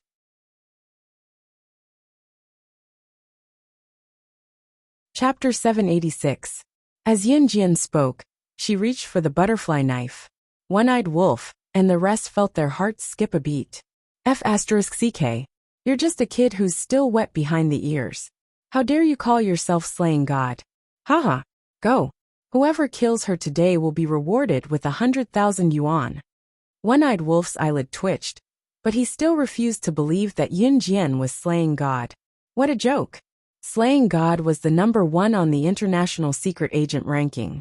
At the same time, she was also the boss of kosher mercenaries. How could such a legendary character appear here? One-Eyed Wolf, and the rest would rather believe that there was a sow flying in the sky than believe that Yun Jian was slaying God. Judging by Yun Jian's appearance, she was still underage. Moreover, Yun Jian had killed so many people from his gang, and even snatched away Qin Yiru, the big fat good. As the mafia boss of South City, One-Eyed Wolf felt that he could not sit still, and shouted immediately. Due to the fact that South City was not economically developed, a mafia boss like One-Eyed Wolf did not have a substantial source of income. That was why One-Eyed Wolf had Brother Peng and the rest open a clinic in South City. On the surface, it was just a small clinic, but it was an underground trading center that abducted people from all over the world and forcefully removed their organs to sell them. Before Qin Yiru, countless people had been killed. One-Eyed Wolf did it because he wanted to earn money by selling human organs. Moreover, after doing this for a long time, One-Eyed Wolf had quite a lot of savings in his hands. When they heard One-Eyed Wolf say that whoever killed Yun Jian would be rewarded with 100,000 yuan, they were tempted. 100,000 yuan. That was considered a huge sum of money back then. 10 years less of a struggle was nothing more than that. F***CK brothers, let's go. Immediately, some of them picked up all kinds of iron rods and bars and surrounded Yun Jian. 100,000 yuan was enough for these gangsters to fight for their lives. Although Yun Jian had a knife, they had iron rods and bars. Moreover, there were so many of them. Would they lose to a little girl? What a fucking joke. Just as the group of men charged toward Yun Jian, waving their metal rods with murderous intent, Yun Jian's eyes lit up. Yun Jian did not budge from where she stood. It wasn't until the person running in front waved his iron rod at Yun Jian that Yun Jian moved. She dodged to the side and kicked the man to the ground. At the same time, Yun Jian bent her body slightly. She swung the butterfly knife in her hand at lightning speed. As she bent her body slightly, the knife in her hand seemed to have a life of its own. It moved fiercely, and this knife directly pierced the person's vital point. Killed in one move. This group of people deserved to die, Because everyone here was the mastermind behind the trafficking of human organs. How many people's families were broken because of them? How many innocent people died because of them? If the people here were to be arrested by the police, they would not be able to escape death. After Yun Jian stabbed the first person who wanted to kill her to claim credit, her bloodshot eyes appeared again. Seeing that the first person was killed by Yun Jian in one move and had no chance to react, the group of people who rushed towards Yun Jian stopped in their tracks and ran back. I've said it before. No one can leave this place alive. All of you must die. Yun Jian's eerie voice came from behind everyone. Then, One-Eyed Wolf and the rest who were standing far away could only feel a shadow sweeping past them. Wherever it passed, a large number of people would fall. That little girl was simply a demon. Seeing his subordinates fall to the ground one by one, One-Eyed Wolf felt fear. It was also then that One-Eyed Wolf recalled how Yun Jian referred to herself earlier. Slaying God. She's really slaying God. She's really slaying God.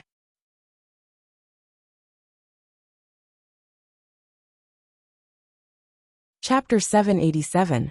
Just as One-Eyed Wolf said that, Yun Jian had already stabbed the last person who had charged at her but turned to flee.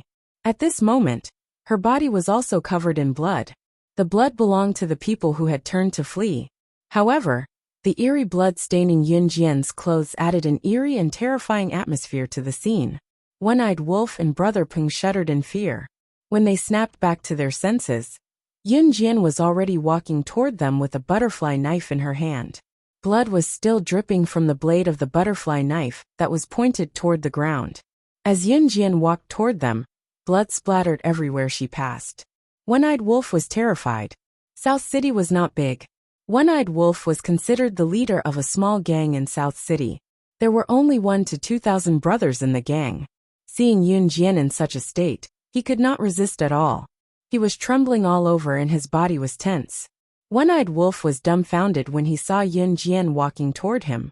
He begged for mercy immediately. No. Please don't kill me. I believe you're slaying God. I believe you, don't kill me. As he spoke, One-Eyed Wolf knelt in the direction where Yun Jian was coming from. She was slaying God. Who would dare to offend her? One-Eyed Wolf's courage had long dissipated. Do you think you can still live after knowing who I am? Yun Jian was already standing in front of One-Eyed Wolf and the rest. I. Just as One-Eyed Wolf spoke, Yun Jian's saber was already thrusting down. Before One-Eyed Wolf could even react, she had already stabbed him to death with a single stab. Naturally, Brother Peng was not spared when One-Eyed Wolf was dead. When Brother Peng and the rest saw Yun Jian's horrifying killing technique, their first thought was to run. However, they were killed by Yun Jian before they could take more than a few steps. The sun was about to set, and a red afterglow flashed across the horizon. However, the sky was covered in blood. It had been a long time since Yun Jian felt like she did in her previous life. She only hated these villains who had kidnapped her. In her previous life, Yun Jian had also been kidnapped when she was young. Later on, when she found her way back home, her parents had passed away in order to find her. Only her younger brother was left behind in the orphanage, alone and without anyone to depend on. He was even bullied and humiliated. Yes, she was more unfortunate than Qingyu, so she did not want Qingyu to be misunderstood by her family. To Yun Jian, she felt that people like One-Eyed Wolf who destroyed other people's happy families for money deserved to die. Brother Lin stood on the spot trembling. Yun Jian's every move today was like a nightmare. It struck Brother Lin's heart and gave him endless fear. When Yun Jian turned around, other than Qin Yiru, who was still unconscious in the Ferrari, and the ground was littered with corpses, Brother Lin was the only living person. You said you wouldn't kill me. Brother Lin gulped as he watched Yun Jian walk towards him. His whole body was trembling, but he couldn't help but remind her. I won't kill you, Yun Jian said softly. Her soft whisper, coupled with the sky that was about to turn dark and the atmosphere that was littered with corpses, sent chills down one's spine. However, just as Brother Lin took a deep breath, thinking that he had gotten Yun Jian's assurance that he had escaped death's call, Yun Jian suddenly stopped him. That's impossible. Yun Jian said as the butterfly knife in her hand drew a mesmerizing arc in the air. Brother Lin's heart clenched when he heard Yun Jian's voice. Lifting his head abruptly, he saw the knife in Yun Jian's hand stabbing into his fatal spot. Brother Lin didn't even have time to finish his last sentence before he fell backwards. At this moment, even the last of the sun's red glow was covered by the clouds.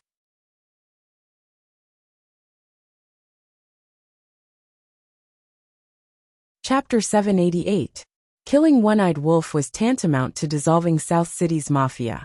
Yun Jian had never thought of extending her influence to South City, at least not now.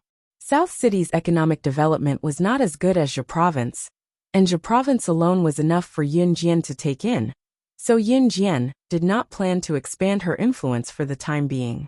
Of course, Yun Jian's ultimate goal for Falcon Hall was not limited to Zhe Province. Yun Jian contacted Duan Lei, and the corpses of One-Eyed Wolf and his men were dealt with by him. After all, One-Eyed Wolf and his men were felons who trafficked in human organs. Duan Lei had counted up to thousands of families that were ruined by them. Even if One-Eyed Wolf and his men were caught alive and brought to the police station, they would be sentenced to death. Of course, if they were not sentenced to death after being caught by the police, Yun Jian could not kill for no reason. However, with Yun Jian's identity as an advanced Special Forces soldier, the outcome was different. Yun Jian had killed One-Eyed Wolf and his men because she was doing her job impartially. It was within her duty. Yun Jian had never been a good person, so she purposely left the address to Duan Lei and drove Qin Yiru back to Longmen City in her sports car. Qin Yiru had been unconscious all the way back to Longmen City from South City. In spite of it, Yun Jian had checked that Qin Yiru would be fine. She was just drugged and would wake up after a while. Of course, Yun Jian did not want Qin Yiru to wake up right now, because at this moment, her body was covered in blood. It was not her blood, but if Qin Yiru saw it, Yun Jian did not know how to explain it. If Qin Yiru knew that she had killed those people because of her, it would not be easy for Qin Yiru to clean up the mess given her personality. Therefore, the best solution was to keep Qin Yiru in the dark. Back in Longmen City, Yun Jian drove straight home. As soon as she got out of the car, she saw Lan Su standing at the door. Yun Jian. Seeing Yun Jian, Lan Su immediately greeted her. Yes. When Yun Jian got out of the driver's seat, her originally clean clothes were now stained with blood. When Lan Su saw this, she frowned deeply. Then she walked over and scanned Yun Jian from head to toe. When she saw that Yun Jian was fine, she heaved a sigh of relief. When Lan Su walked over, she saw Qin Yiru lying unconscious in the front passenger seat. Seeing that Yun Jian was fine, she decided to open the front passenger door. Is Auntie okay? Lan Su opened the door and asked. I'm fine. Yun Jian turned her head slightly and said to Lan Su, help me take my mother to her room. I'm going to take a shower and change into clean clothes. If anyone saw Yun Jian in her current state, they would definitely be suspicious. Lan Su nodded. As Yun Jian walked into the house, Lan Su suddenly remembered something and told Yun Jian. Yun Jian, Uncle Gu and your brother are still outside looking for Auntie. I'll give them a call. Yun Jian paused and went back into the house. She called Gu Junjian and found that Gu Junjian and Yin Yi were together. When Qin Yiru was in trouble, Gu Junjian, who knew about it after he got home, ran out to look for her without even changing out of his military uniform. As he searched, he did not find her but found Yin Yi instead. A single call from Yin Jian, and both of them rushed home. When Yin Jian went downstairs after taking a shower and changing into clean clothes, she saw Gu Junjian and Yin Yi standing downstairs.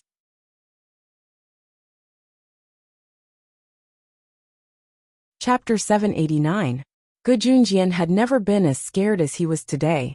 When he first came home and heard that Qin Yiru was missing, he didn't even have time to change out of his military uniform before he ran out to look for her.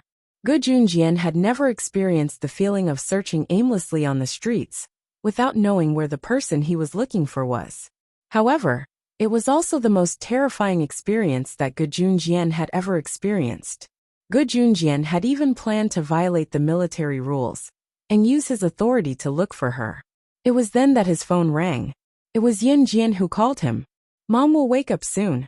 Yin Jian pursed her lips and went downstairs. Okay. Hearing Yin Jian's words, not only did Gu Junjian heave a sigh of relief, even Yinyi felt the same. Dong Ruan had already started work. She didn't know what had happened here. And Siyi had already brought Mo's son back to the Kosha mercenaries. Yin Jian's words were the most reassuring. No one asked where Yin Jian found Qin Yiru, because they all believed that Yin Jian could handle this matter herself. At 8 or 9 o'clock in the evening, Qin Yiru woke up as expected. At this moment, everyone was surrounding Qin Yiru's bed. Qin Yiru opened her eyes groggily.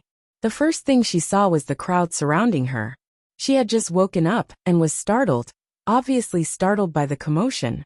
Why are all of you here? Qin Yiru was supported by Yin Jian to sit at the head of the bed.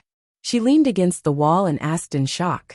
Yunyi was about to speak, but Yin Jian reached out and tugged at the corner of her shirt. Mom, I found you collapsed on the side of the road on my way to the market. You scared us. Yin Jian explained. She did not intend to tell Qin Yiru the truth. At this moment, Yin Jian also knew that Qin Yiru must have fainted on the spot when she was walking back from the market. That was why Yin Jian explained it this way. When Yun Yi and the others heard Yin Jian's words, they were only slightly stunned. Then, they quickly reacted and helped Yin Jian lie. Even if Yin Jian didn't tell them the whole story, they could tell that something dangerous must have happened to Qin Yiru when Qin Yiru was drugged. It was better for Qin Yiru, the person involved, to not know about such a dangerous matter. Qin Yiru also nodded. She was unconscious when she was unconscious, so she did not suspect anything. Mom, drink some water to moisten your mouth first, Yin Jian said as she handed a glass of water to Qin Yiru.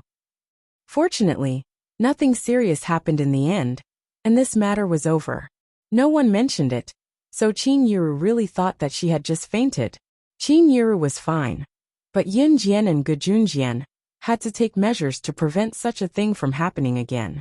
Yin Jian planned to buy Qin Yiru and Yunyi a cell phone, so that they could contact each other easily.